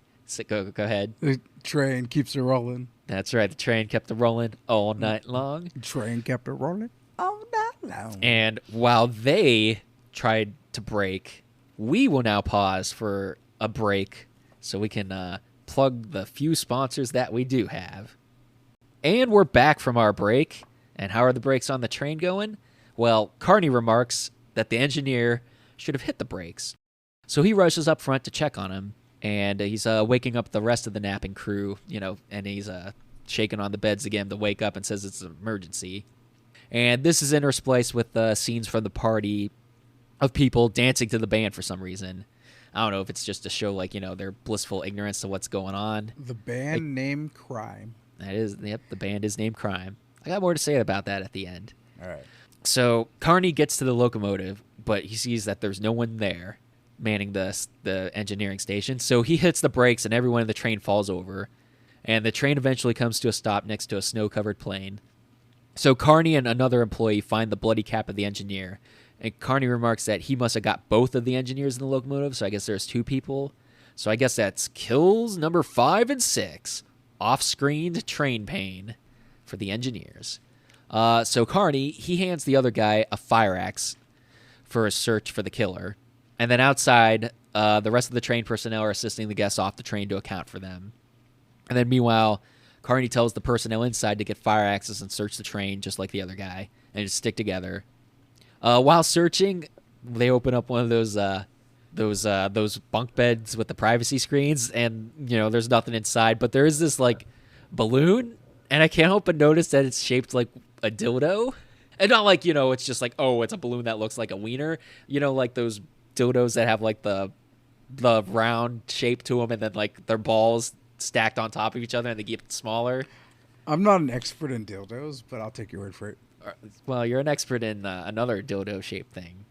Well, I won't play the soundbite. We're done with that for today. Yeah, I used it too much. But good old Dick Warlock. Did you draw a dick on there? It's not a dick. I'm cutting that out, but I think that's funny. Yeah, now I will. Maybe I'll leave this in. Are you like Jonah Hill in Superbad? You just draw dicks and... I just have this problem where I draw dicks all the time. Oh, man. This podcast has gone off the rails. Unlike this train, it's still on the rails, but it's come to a stop. So outside Carney, he wants everyone to take off their masks so he knows who's who. And while the student president takes roll call. And then we go back on the train, and the personnel stumble upon another body. I think it's Pet. The porters. They're porters. Oh, porters. I just call them train personnel. They're porters. Good to know. So I think they find the body of Pet because it looks like a blonde. So I guess this is kill number 7. And I don't have a witty pun for this one. I tried to think of something like Playboy Pet Slain or something. I couldn't come up with a good train/pet Sometimes pun. you have to put your pet down. Oh, is that macabre? It's a little macabre. What the hell's wrong with me? It's all right. I'll allow it. I've said worse on this podcast. Outside, Alana poses the question to Doc. What do what they all have in common? And she concludes that they're all connected to the prank on Kenny from 3 years earlier. But Doc counters that no one would start killing people over a prank. Speak for yourself, Doc. I'm still planning someone's demise over some spilt peaches back in the day. That's right. I hold a grudge forever. I remember the spilled peaches. I'm just kidding, buddy. That's right. I'm just going to get Scary Pod to do it. I mean, what? I mean, who would suspect a crazy person that I'm clear of the crime? What? I mean, I guess stop saying this stuff in the microphone. Anyways, Alana tells him it wasn't just a prank. And she reveals some exposition here that she went to the hospital after the event, but they wouldn't let her see Kenny because he had killed somebody before. Now, it may have been an accident, she said, but he did kill somebody before, so this, added to his additional trauma. This is before he was in college? Yeah. Okay. Maybe when he was I younger. killed somebody. I think it was applied... I think I will roll in college. I think it was, when he was younger. Maybe even... I was gathering, from... He was a minor. Yeah. Something happened. Not a teenage minor either. Maybe 8 years old even. And Doc correctly concludes that they're next, so he drags Jamie Lee back on the train. So outside, the group isn't taking the news that Carney broke to them too well. If they're okay, hold on. Sure, I'll still. If they're next, why the fuck would you get back on the train? Yeah, I think there's some reasoning behind it coming up. But anyways, back outside, the group's not taking the news too well that Carney broke to him because he was informed about the killer. I don't think they weren't panicking. They just don't want to go back on the train. Well, I understand they're like in the middle of nowhere, but they're not really like. Well, they're just screaming and panicking. Yeah, they're not panicking, but they're like refusing. They're getting like they're like yelling like, "No, we're not going back on that train. There's a killer on there." I just feel like there could have been And more emotion there. Yeah, they were shouting. They weren't panicking, but they figured they're all outside. They're safe, so that's why they don't want to go back on. So they're just like kind of shouting at him. Fair enough. They're a little more rowdy than they are like panicky. Yeah. Well, they could also be like. So, but Carney tells them, like, you can't stay out here. I mean, it's middle of winter and it's freezing out and snowing. Some trained personnel come out and inform Carney that they couldn't find anything other than Pet's dead body. Another funny thing, though. Sure. So when they were filming this, there was no snow at all. Oh, really? And then when they decided to refilm it again, it magically snowed. And, wow. And they give a credit to David Copperfield of his magic. Oh, wow. So David Copperfield made it snow. I'm not sure if that's as good as the cigarette through the quarter, but it's pretty impressive. All right. So back inside, Doc takes Elena to a private cabin and in one of the cars and locks the doors and windows. He breaks off the handle of one of the doors, so that way they secure them safely inside the room. But Elena argues with Doc, saying they need to get help. And she doesn't know who she can trust anymore, including Doc. So, because it's one of those, especially with the killer. That's one of the tropes of this is that the killer's changing costume, so you don't know who the killer is. Yep. I think they could have played up on that a little bit more. They do it enough just to be effective, but I think it could have worked if they emphasized that a little bit more with the killer could be anybody. But it always seems like the killer is just in the next victim's, or in the previous victim's costume. So Doc searches the cabin, and he finds the yearbook from earlier and opens to a page with an article about Kenny. Kenny Hampson is his full name, as a magician. Bum, bum, bum. Oh, that's what we need to get. We need to get a bum, bum, bum we need thing. Yeah, we'll expand people.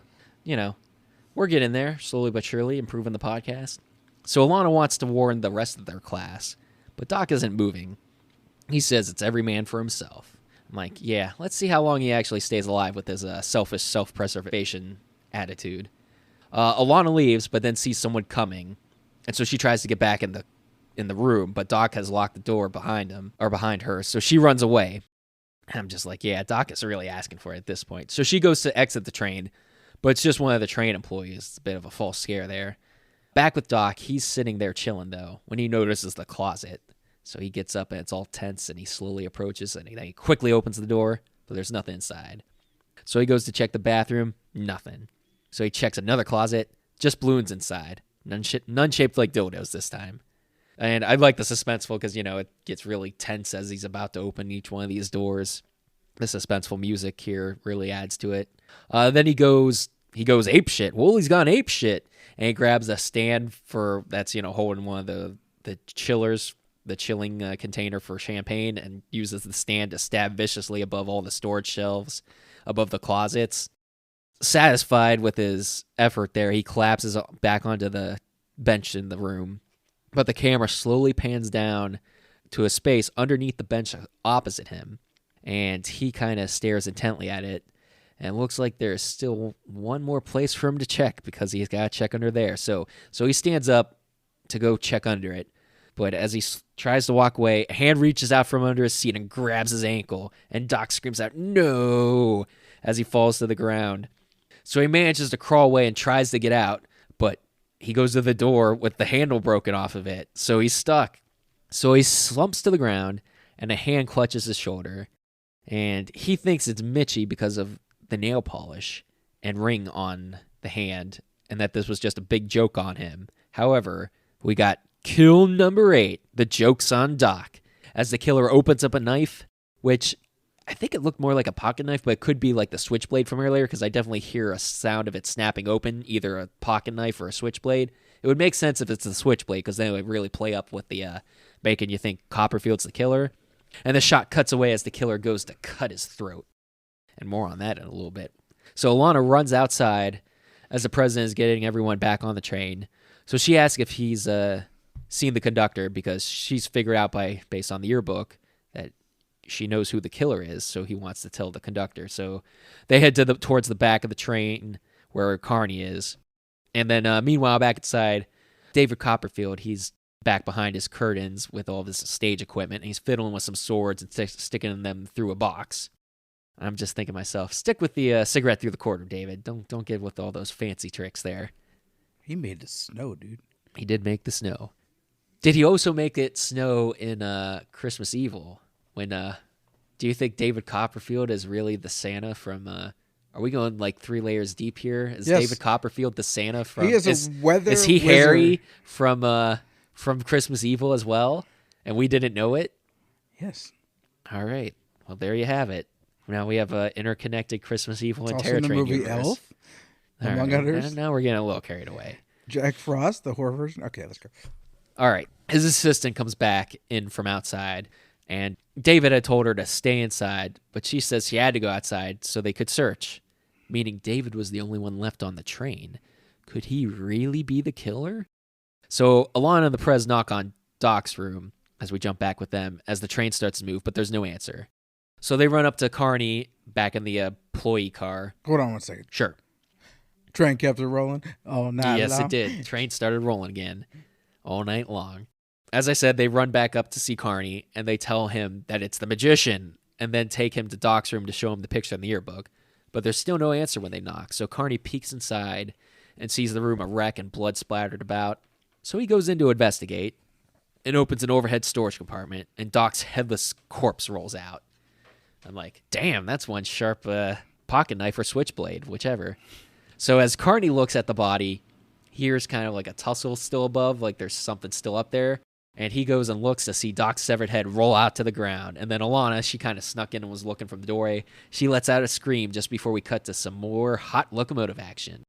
I think the head was a pretty good looking effect. Yeah, and the corpse in general. Wasn't bad. I mean, this isn't a special effects, practical effects laden film, but what little they do have looks pretty good. So back in the caboose, which I also call the magic car because that's where the magic act happens, the employees are slowly taking everyone out of that car. But they're being quiet about it because, they want to alert the killer back there. The assistant comes out from the stage curtains and asks what's going on. And Carney tells her, wink, wink, it's a trap, that we got the coffee maker working, miss, wink, wink, it's a trap. And then whispers, come on, and motions for her to come with him. Before leaving, he kind of whispers, he asks where the magician is, and she tells him that he's in the back. And before she leaves, though, she yells out as she says, Ken, they made some coffee. I'll bring you back a cup. So the magician's name is Ken. Putting 2 and 2 together here, people. After leaving, Carney padlocks the car so nobody can get into it and nobody can get out. And we go back up with Jamie Lee, and one of the porters takes her to an unused cabin so she can sleep. And he stands guard outside with his axe. Oh, I think there is one other black porter on the train, one of the employees. But I noticed here that I'm like, wait a minute. We have this black porter here. What are the odds of him making it through the rest of the movie, being an 80s horror film with how infamous they are with black people never making it through or always dying first? Although Jackson didn't die first. It was Ed. Ed died first, but Jackson also didn't make it and was black. So what are the odds that he's going to make it much longer? But I think there was one other one because this guy's the older one. I think there was a younger one. Kind of looked like I think was there 2 of them on there? There's 2. There's a younger porter, and then there's the older. Well, there's more than one porter, but there's 2 black ones. One's older, one's younger. The one, I forget his last name. The guy who played Carlton, Alfonso. I know it's not him, but he kind of reminds me of him. The younger one looks like Carlton from Fresh Prince of Bel-Air. We don't talk about Will Smith vehicles on this. Well, podcast. we're talking about Alfonso, whatever his name is. I forget his last name. I'm about to slap the shit out of you now. Oh, jeez. Way to go topical. I'm just joking. That's all right. It's in the news, so what a crazy, crazy thing. Anyways, back to the movie. So So before resting, Jamie Lee grabs a coat hanger for protection. I said she learned that from Laurie Strode. Back with the rest of the passengers, though, they're angry now, and they want to go get the magician because they know he's the killer and he's been locked in the caboose. But Carney tries to talk them down, and they eventually relent. But Carney says he'll go check it out himself instead. I'm like, oh, that's smart. So we go back up with Jamie Lee, and so we see the old guy, black guy, Porter there. But we get a stinger, hold it up at the Temple magazine again, and we got kill number 9, skewered by a sword. I'm like, oh, so called it. Although I think the other Black Porter, he's going to be okay. He's actually going to survive through the film. Then we see a hand reach down and grab the Porter's axe. We cut back to the caboose. Carney, he calls back to Ken and wants to see if he'll come up front. He goes behind the curtain, but there's no one there. And he checks the magician's trunk of equipment, but there's nothing inside. So then he checks out the back of the caboose, but still nothing. And then we cut back up with Jamie Lee. And we got some nice shadow shots of the axe passing by the door of the room to get the shadow there. And the killer enters wearing Mitchie's costume, which is like this troll, old man, like troll type, creepy old looking man face with just a black cloak. Which she doesn't wear it too much. She wears it like she puts on the mask like once and then. So it's easy to miss that it's Mitchie's outfit. Yeah, I honestly didn't pick it up until I was watching it this time. I just thought it was some random costume at first. That's what I thought. So, but I picked it up this time. Right. I noticed that little fact. So nice. Finally, the killer enters the room, like I said, wearing Mitchie's costume, and he goes to axe Jamie Lee, curled up in the blanket with the pillow, but it's just Ed's blow-up doll. And then Jamie Lee bursts out of the closet and stabs him in the back with a sword. I'm like, what happened to the coat hanger? Because she clearly grabbed a coat hanger. But now she has a sword, and where'd the sword come from? Is she David Copperfield? She might be, because where'd the hell the sword come from? She turned hanger into a sword? I guess. I mean, that might be just as good as the cigarette through the quarter, tell you the truth. So she tries to shuffle down the hallway now, but Kenny's arm pops out and slams against the wall and blocks her path. She screams and runs the other way, and Kenny chases her. So she closes the car door, but Kenny chucks his axe through the door window. Eventually, the chase leads to the employee car, but the door to the next car is locked. So Kenny approaches and grabs hold of the crew bunk beds and starts shaking them violently. He grabs her and throws her against the door, and he starts choking her. And in the struggle, he also yanks out her earring. I'm just like, ouch, that looks like it hurts. One of those loop earrings. He just pulls it out. Ow. So eventually, she does throw him off, which gives her enough time to grab a fire extinguisher that's on the floor next to her, and she sprays him in the face with it. She runs into the cage, so into this like caged-in office area, and puts the padlock on the door.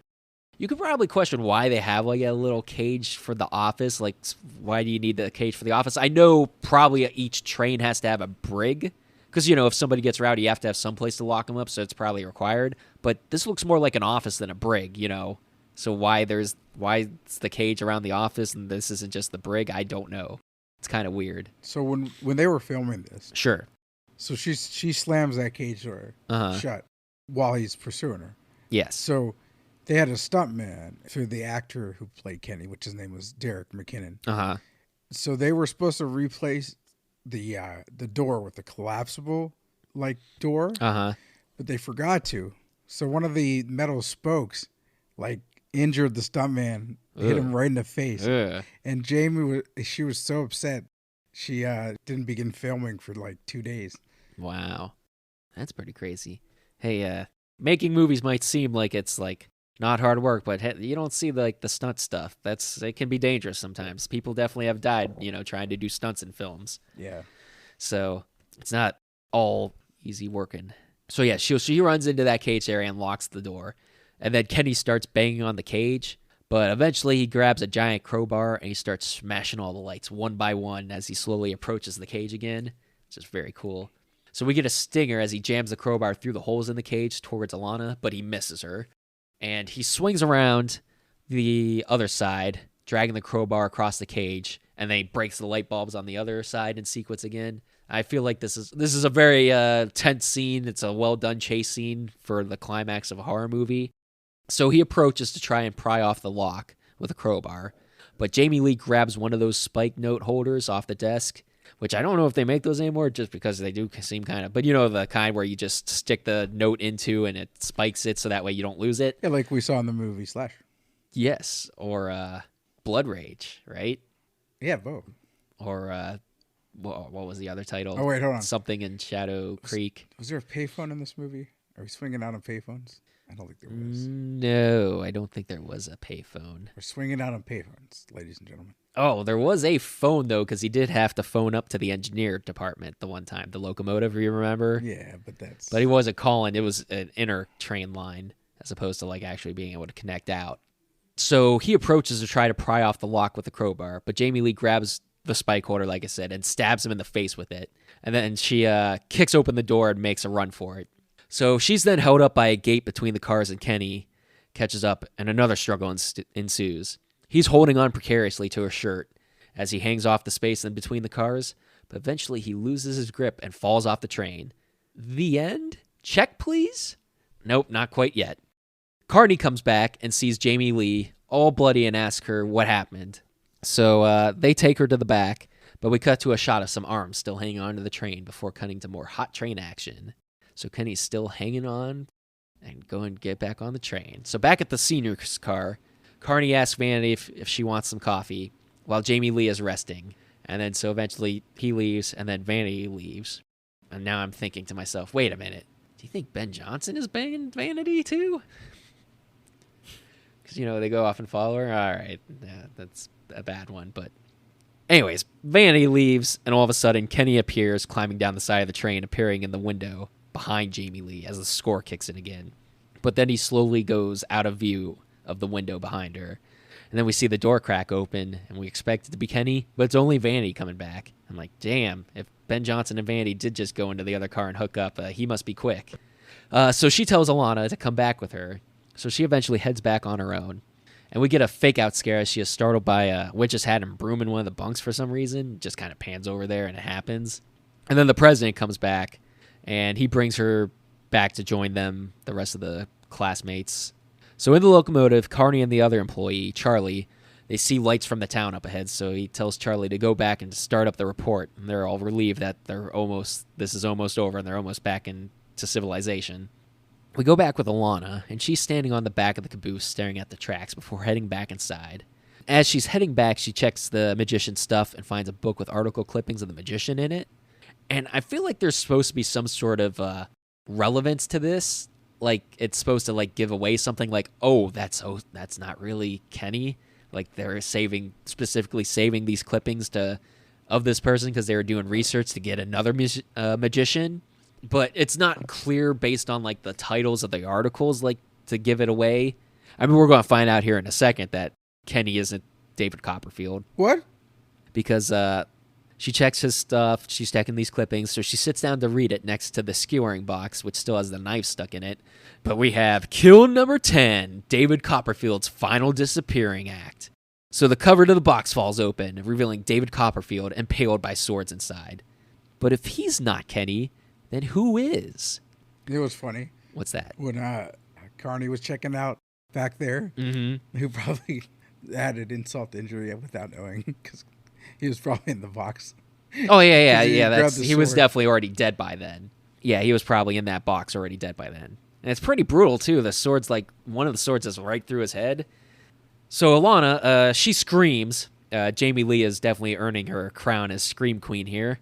Some of her classmates run back to check, but she runs back up front trying to get a hold of Carney, but she finds Charlie sitting at a table in the employee car. So she's like, oh, thank God, Charlie. So she sits down at the table and tells him the magician is dead and that she doesn't know who the killer is anymore. So Charlie reaches out and grabs her hands gently at first, kind of caressing them, to comfort her, but then he vigorously grabs them. So she looks up and sees a see-through plastic mask on the face across from her, and holy shit, it's Kenny! So he pulls off the mask, and we see it's Kenny, but something's a little off. He's got some lipstick on, it looks like. Then he takes off the train employee hat that says conductor on it and shakes out his long-haired wig. And then we get some flashbacks to the magician's assistant. And I can't help but feel like, oh my God, the magician's assistant has a penis. It was Kenny the whole time in drag. Was this a bigger shocker than Sleepaway Camp? I don't know. We don't want to spoil that one yet. Oh, sorry. It's up there though. Fun fact though, McKinnon, the actor they had to play this role, actually was a cross-dresser in real life. So, Oh, you're gonna elaborate on that? I'll let you go. to quote, Go ahead, do it. this is me quoting the director. Oh boy. This is not what I said. Same here. Give me a second. I'll find it. Hold on. Sure. Okay. So there was friction between the director, Spottiswoode, Uh huh. and McKinnon during the shoot. Mm-hmm. Tell me more. Which he said McKinnon was inexperienced. So, quote, he wasn't an actor. He was a transvestite from the streets of Montreal, and he wasn't familiar with the concepts of a contract and showing up for work on time. In a strange way, though, he did a pretty good job. He was familiar with the world of cheap theater, and it was strangely effective. Yeah, he does do a good job in this film. But yeah, I mean, obviously you can't really throw around that word anymore. You know, I mean, it definitely has kind of a derogatory sense term to it. I'm quoting the director.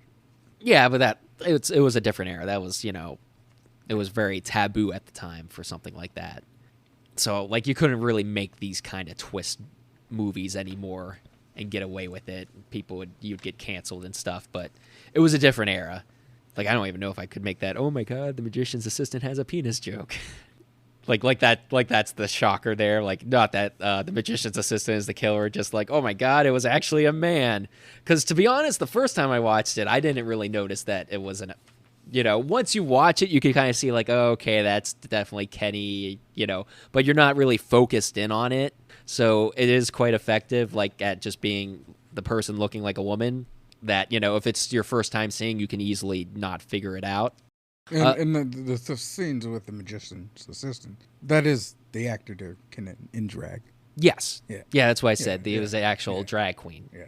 So they got a real drag queen to play the role. So she tells him again that she's sorry for the incident. I think she says 4 years ago, doesn't she? Or maybe I just mistyped it and it's supposed to be 3 years ago. I didn't catch that, so I don't know. I think I just typed it. I don't think she mentions how many years it was. I just typed 4 because I was thinking senior, freshman. But yeah, 3 years ago. He tells her she hasn't changed and still thinks, she's guilty. Maybe it is 4 because it's New Year's Eve. Yeah, depending. Then into the It just year. depends. I don't know. She's also graduating early, though, unlike the rest of them. So I don't know. She's smart. Yeah, she is. And So she can tells also him. turn a hanger into a sword. Yeah. Wizard. Greater wizard than David Copperfield. So she tells him she didn't know that he liked magic, but he replies that he was watching her tonight, watching David Copperfield, and that you liked him, didn't you? And so she tells him that you're better than he is. And I don't know. Can Kenny stick a cigarette through a quarter? That'd be the true test of whether or not he's better. Well, how about cigarette through 2 quarters or a $50? Then I'd be willing to say Kenny's better than David Copperfield. She pulls her closer and says that he is better. David didn't know how to cut a woman into pieces. And I don't know if that's some reference to like the beginning of the film with like the woman's body and it's all cut up, or maybe like an obscure reference to Kenny's previous murder that that we don't know about because they don't really elaborate on it.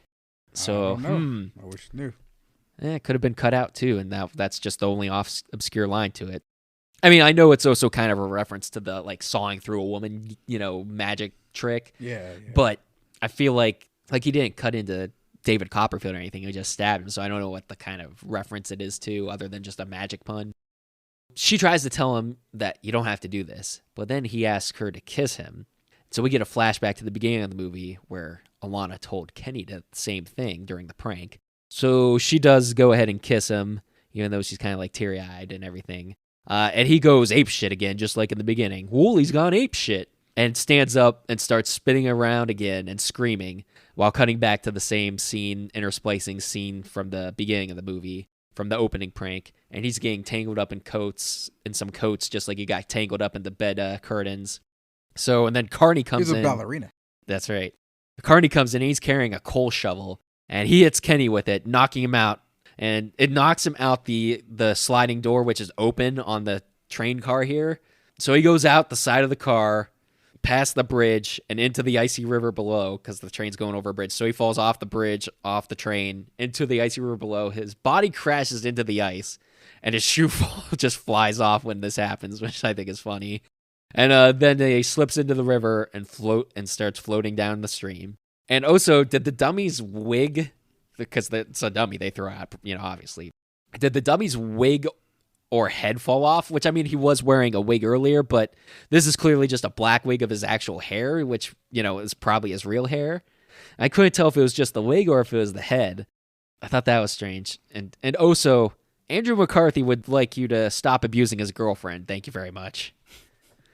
So then we cut to one last shot of the hot train action. No ending jump scare. No last scene, like, with the characters finally, like, breathing a sigh of relief. The movie just kind of ends there, which is unusual for a slasher movie. There's usually one last stinger, kind of like a closing remorseful scene.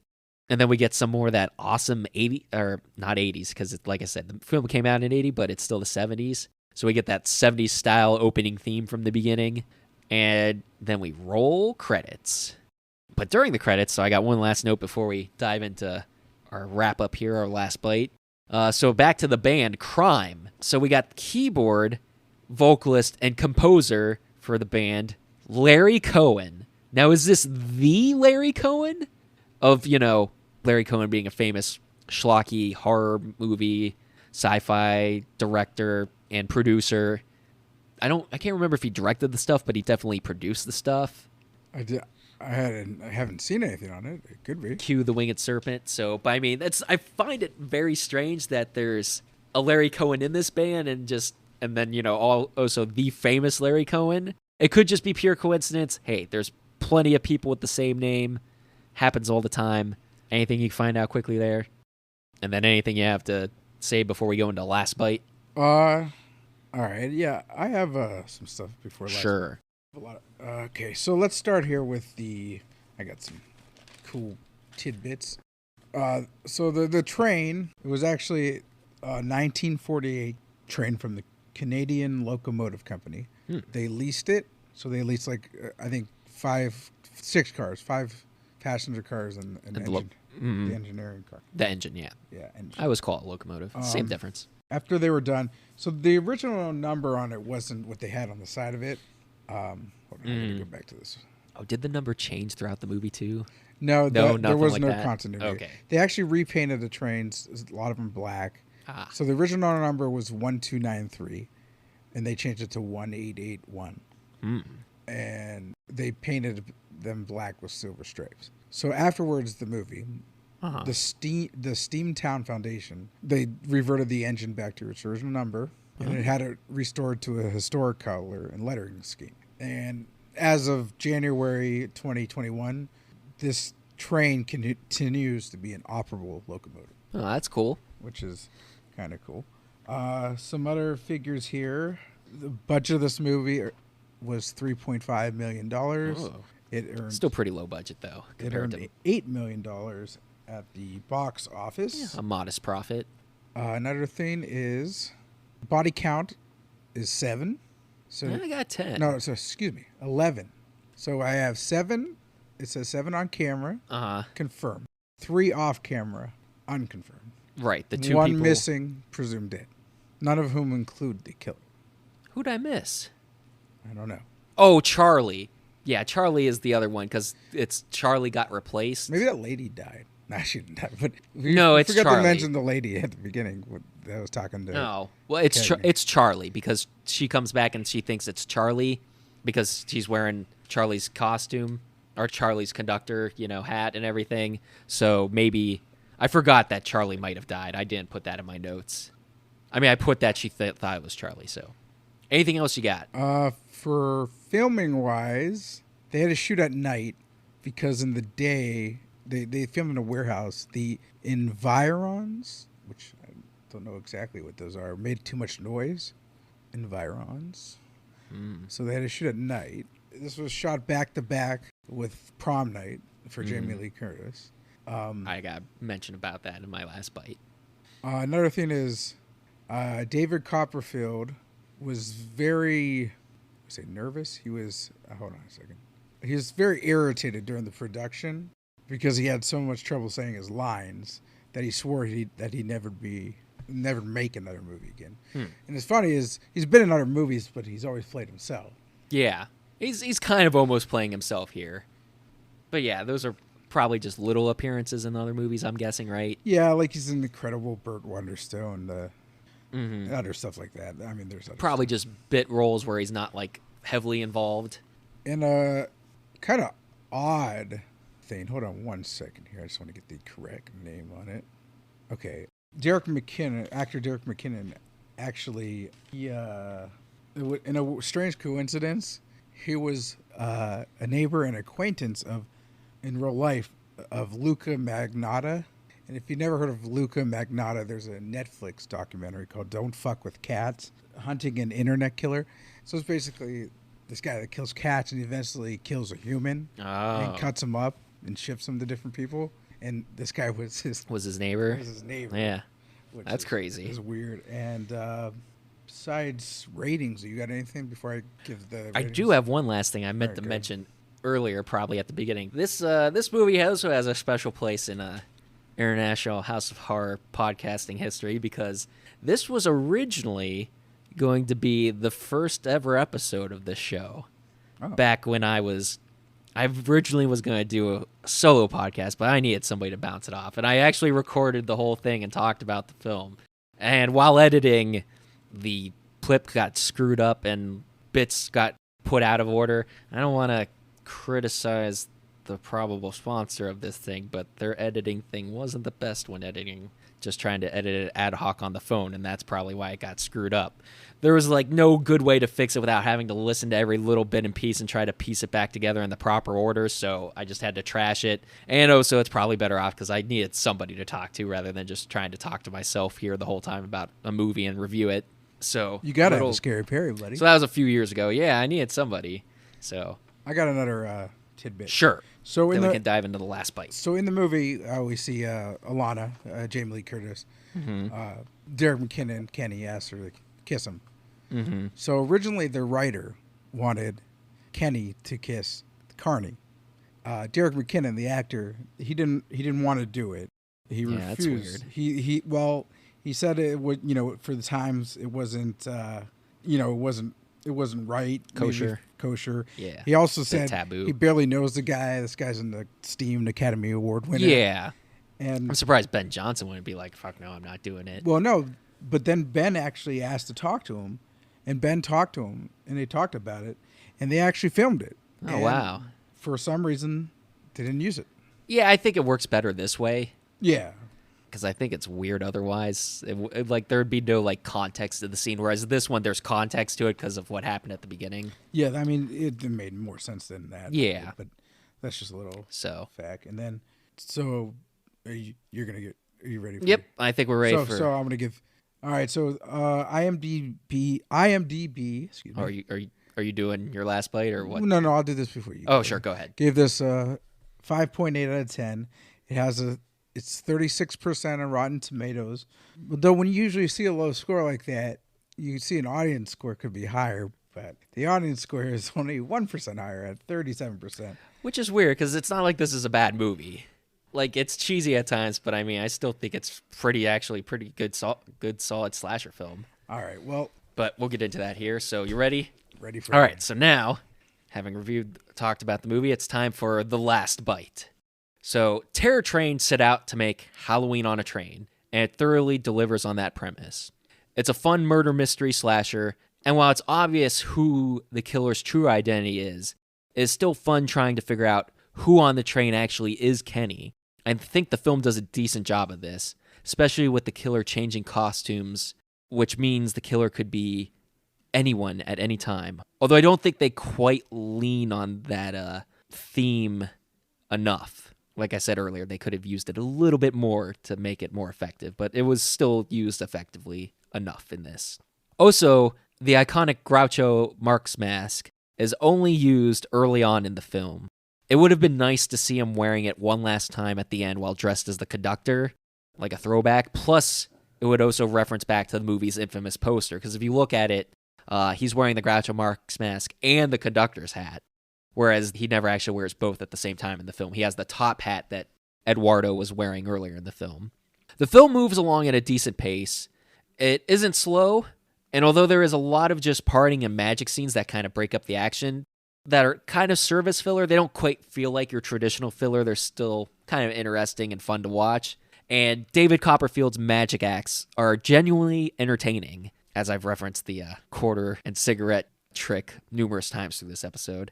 Like Copperfield, the rest of the cast does a great job, with a veteran character actor, Ben Johnson, playing the tough, gruff veteran hero type. The supporting actors all do a good job too, with many of them being likable and making their deaths impactful, or justified in the case of the sleazy, selfish prankster Doc, who always takes things too far.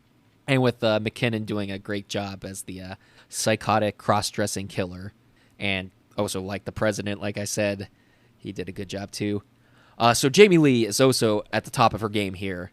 And comparing it to her other notable non-Halloween slasher appearance from, I believe, came out the same year as well. They were filmed back-to-back. I think they came out the same year, if I remember correctly. Prom Night. She actually has a lot more to do in Terror Train than in Prom Night. And not to take anything away from Prom Night, which is a decent enough slasher, but I do think this is the better film with a better tension and suspense enhanced by the solid score and the claustrophobic setting of the train, with some great cinematography too there. Add on top of all that, another one of the greatest and memorable twist ending reveals in horror history, and Terror Train is another one of the great slasher classics. Overall, I give this a rating of 4 pancakes. It's a fun time from beginning to end with a lot of fun stuff and fun characters and good kills. And Perry, what is your last bite? All right, so in this movie, I went a lot of back and forth on this movie. I think it is acquired taste, but go ahead. Go on. So I'm kind of going to give some like positive and negatives. There's some good things and some bad things that I saw in it. But anyways, all right, well, first off, it's labeled a slasher movie. I mean, it is a slasher movie, but it's really different. I mean, people die, yes. Okay.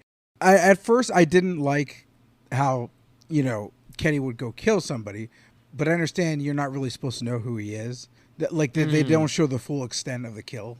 Yes. You get to see the results later. Yes. So that took, just thinking about it here, say, that's actually kind of cool. It's different. I get it's on a party train. I don't know why the director must like magic, wanted David Copperfield in the movie. I mean, it's great. The magic in the movie is great. I mean, who doesn't like magic? The quarter, the cigarette, the quarter was amazing. Even some of the other stuff was really cool with the cards and stuff like that. And he was actually not bad in the movie, David Copperfield. He's good. He's for being frustrated with his lines, like you said, he did a good job. Yeah, he was good. And his interaction with Jamie Lee Curtis was good. The special effects, some of it I liked, some of it I didn't like. I understand that it's a fraternity. It's just weird what the hell was going on in that fraternity with the lights and stuff. It's just, to me, it just like has this weird setting. I know one thing. So Doc's nickname is Doc because I just thought of this because they're all in med school. I thought I had it in my notes, but so they're all like pre-med, or at least Doc is. So that's how I was able to get the body at the beginning. Yeah, I think I did mention it, but go on. I didn't mean to interrupt you. No, just in case you didn't. Yeah, I didn't mean to interrupt you. I'm so sorry. But okay. Anyways, where was I? Sorry, I interrupted your train of thought. Oh, you're right. I understand at that time, probably, and on that budget, it was hard to film on a train. But it just, I don't know. I want to say, like, the atmosphere was weird. Like the disco, it's like the disco train and, like, the bar train. It just, but, like, once again, you're right. This is late 70s, not 80s. And obviously this is, it's not exactly, I have to, you have to think of the time and that it would probably look like that. And with the one car with the beds with the curtains, that seemed weird. But, I'm not going to like nitpick the whole scenery stuff, But as far as the acting goes, Ben Johnson was great. And he actually wanted to do less dialogue in this movie because he was talking to the director, and he was saying that I think it was a previous actor or director he worked with, kind of more of the less is more kind of thing. But I don't think it was too much. He did a No. good job, and for me, honestly, I didn't really. Jamie Curtis was good in some parts, but some it was just okay. Like she's more memorable to me, and like the Halloween movies. Well, for sure. I mean, I understand, but like I just didn't feel a sense that she was like, I understand she wasn't top build, but like the second build to have. I know She also wasn't the biggest name actor at that point. She would like Halloween was her first film, right? Yeah, her yeah. first So I feature guess film. she didn't gain notoriety. Correct. So Ben Johnson was still the get the butts in the seat type guy. So, to me, like obviously, I wasn't expecting when I first. Okay, so there is a shocker at the end of Sleepaway Camp. I'm not going to spoil here, Okay. but that to me, watching that movie with you, I did not see that coming right away. Okay, that movie, it had some kind of like, it was just it set you up more for it. Now this is just like, oh, not just Kind of out of nowhere. Yeah, it's just like, oh, okay. It wasn't like, to me, it wasn't like one of the biggest like shocks, but like I understand at the time it could have been. But I mean, when I think about it, I'd have to rewatch it. But when I think about it, when I put that all together, all this stuff, it's a different kind of movie, like you said. Right now, I'd say, yeah, if somebody wants to watch it, yeah, watch it. It might not be up your alley. Like, if somebody goes to give me a list of slasher movies, this is not going to be at the top, obviously. For me, at least. Like, Yeah, there's too many really good ones that are better than it. this But I is- still feel it's like a top this is definitely, 25. yeah, it's different. It's unique. So, I'm not going to, I wouldn't buy this movie for myself. Like, I wouldn't put it on that kind of echelon. But just with what's going on with it, how some of the literal magic in it is incorporated and how they use it, and how everything just comes together, I'm gonna give it a solid 3 cannolis. Now, so what I would say is, if you want to watch a good, in my opinion, not obviously it's my opinion. If you want to watch a good slasher train horror movie, I'd watch Midnight Meat Train with Bradley Cooper and Vinnie Jones. I really like that movie. And then if I had to go, seen it. if I had to go to another level, I'm like, if you want to watch a great train movie, watch Snowpiercer, because that's one of my favorite movies. But You mean not Night Train to Terror or whatever that one is? yeah, not that. Just- No, you haven't seen it. I haven't seen it, but I know about it. It's but a weird like, one. Like you said, this is a movie that may not be for everybody, but it's definitely worth a shot to watch. And I'm gonna have to rewatch this again, especially knowing now who the killer is, because I didn't know that obviously until the end. I've only watched this once. I'm gonna stand firm with a solid 3 cannolis on it. Yeah, that's fine. Like I said, so one problem with a lot of these 70s era horror films is there is definitely a lot of disco going on. Even more so in Prom Night than in this one, for sure. I think Jamie Lee does have a lot more going on in this one, though, the Prom Night. If you haven't seen Prom Night, I'm guessing, but if you've I seen, saw the remake. So that doesn't now count. you're gonna slap I me. mean, well, Jamie Lee's not in the remake, so I can't Yeah, say, yeah.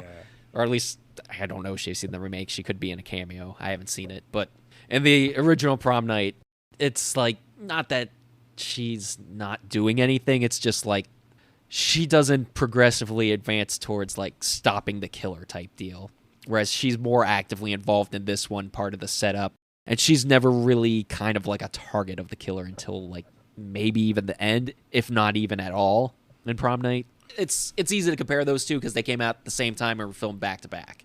Well, when it started off in the movie, when they're killing people, it seemed like Kenny, was killing people that were involved on the prank. Right. I mean, I guess that was his main objective, Yes. but I think he had to kill the others out he of had- necessity. He had some along the way. Yeah, I understand that. But I mean, it would be nice maybe if they had like a scene somehow. I don't know how it would integrate. Like Jamie Lee or Alana visiting Kenny at Yeah, at the it's just hospital. done through exposition. or yeah, because they call it a Canuck position. Canucksploitation, yes. But, or a little bit about this, maybe more information, not necessarily visuals about this previous murder this guy could have. I mean, it could maybe add to some element. I know they don't want you to know who the killer is. And then, like you said, that one scene where Jamie sees something back there, but it really has no relevance, back in the magician cart, like, I mean, but I'm not going to say that these are like griping things. It's still No. for what budget they had and stuff. It wasn't horrible. I'd say give it a try. It might be up your alley. Yeah. I think it's one of the better slashers out there. Not like the best, but it's a good entry, enough for me to give it the 4, to give it a classic rating. And we'll go around to Prom Night at some point, but I feel like Prom Night's more like a 3 to 3.5. Not that Prom Night isn't fun. The Killer's definitely fun in that one. Not the one I saw. Well, yeah. That's the problem with a lot of those later remakes. They're very hit or miss. And then you don't even know it's a remake. I mean, this is before. Yeah, it's more of I like got a into reimagining. a lot of horror movies. I didn't know it was a remake. It was something. yeah. It was something on TV that I watched. Gotcha. Yeah. Okay. Well, that was Terror Train. So I'm trying to think if I got anything else to say about Terror Train before we go. Oh, yeah. I mean, it definitely does follow, not like it's beat for beat Halloween, but it definitely, you could tell the influence of Halloween on it. And it is Halloween on a train. So, I mean, if you like Halloween, you'll probably like this. Not as much. It's definitely not as good film. But it definitely has its tense and, like, creepy moments to it. Decent atmosphere. Although Halloween doesn't have all the weird disco stuff. But like I said, that's... Even if you go to Carrie's got, like, this disco thing going on because when they go to the prom. So, and, like, Prom Night, when they go to the prom, disco. It's like, unavoidable because of 70s horror in the era. What I wish I'd do, I don't know if it has been because of not what I've been reading, but I think this film would probably shine more if they would digitally remaster it. Like, go in there and get rid of some of those The problem is, grims. if you it's the version, there's a version from Scream Factory / Shout Factory that I'm sure is much more superior quality because they actually will go in and improve the film stock. I'm sure the version on Tubi, and like I said, I got a version that came out after Scream Factory's version was discontinued and is out of print. So the quality's serviceable, but yes, it would probably look nicer. It still looks okay. I wasn't going to complain about it because I was able to watch the film.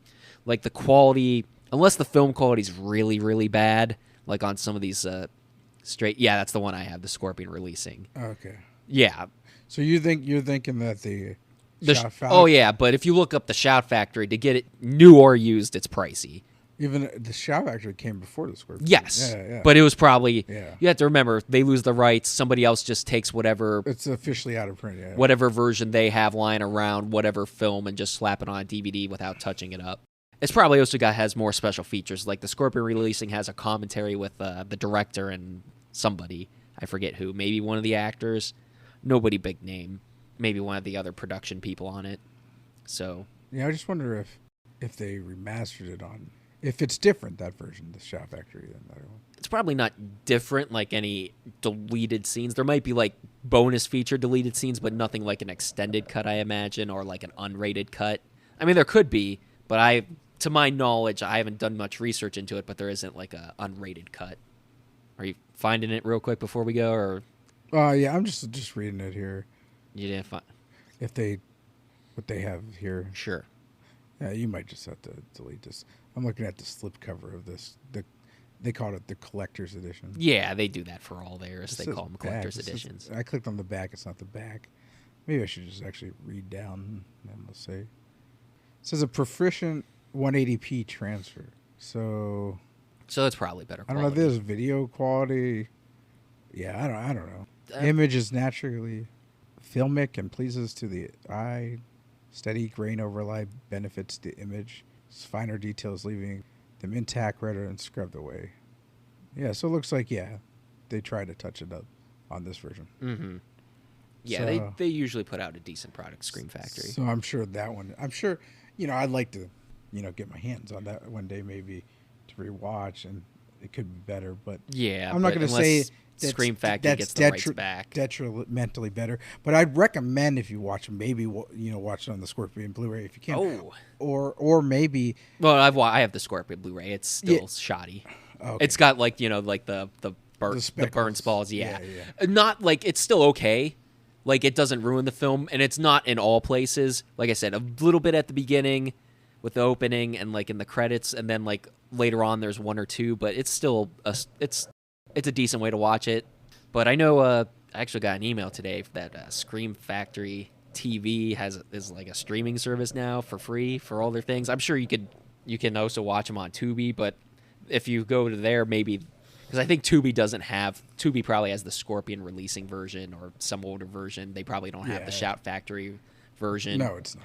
So, but maybe they might put some of their out of print back catalog on there for you people to watch. So maybe you can watch it that way, and it might be a better quality. Other than that, I think that's it for this episode. Sorry, I went on a little bit long, but I mean, I definitely had a backlog of hotcakes just because of our hiatus we had. I had stockpiles of new acquisitions and films I've been watching that I still want to talk, do my little 3 to 5 minute spiel about each, because who knows when we'll get around to talking about them. But next week's hotcakes should be a little bit shorter. I still have like a few movies to talk about and a decent stack of acquisitions in between the time of me writing the script of this one and collecting those and getting ready to do the next episode. But hopefully we'll prove on the time, and I'll probably try to edit this down some, so hopefully this isn't as long as it actually took to record. But I hope you guys enjoy the better quality, though, so looking to bring you more of that. I hope these mics are actually kind of really sensitive, so we've been having to play around with the sound to avoid background noise that wasn't being picked up by our older, crappier microphones. So sometimes, like we said before, sometimes less is better. Yeah. But no, I think this equipment will be a vast improvement for us, and we got all sorts of new tricks we can play with and hope to get some more soundboard stuff. So I think that's it. You got anything else to add before we sign off? Keep it scary. Keep it scary. I like it. Maybe that could be your new catchphrase at the end when I ask you that. Keep it scary. I like it. All right, everybody. Don't forget to like us on the different social media platforms, and don't forget to subscribe to the podcast. You can probably do that on wherever you get your podcasts. You can subscribe to it. You can leave us a rating, too. I know you can leave ratings on there, so leaving a good rating helps us out a lot, probably, to get us seen more. And then we can bring you, hopefully improve the podcast a little bit more, and you can subscribe to our Patreon if you're able to. And we'll have, hopefully, some exclusive content coming to that in the future. For right now, just the tip jar to show your thanks for all this time and effort we put into this for pretty much free, essentially. We aren't getting paid much for it. I think that's all the plugs I got for promoting us. So join us next time when Biff Tannen shits his pants. Oh. So until next time, Dolores, check, please. Dolores!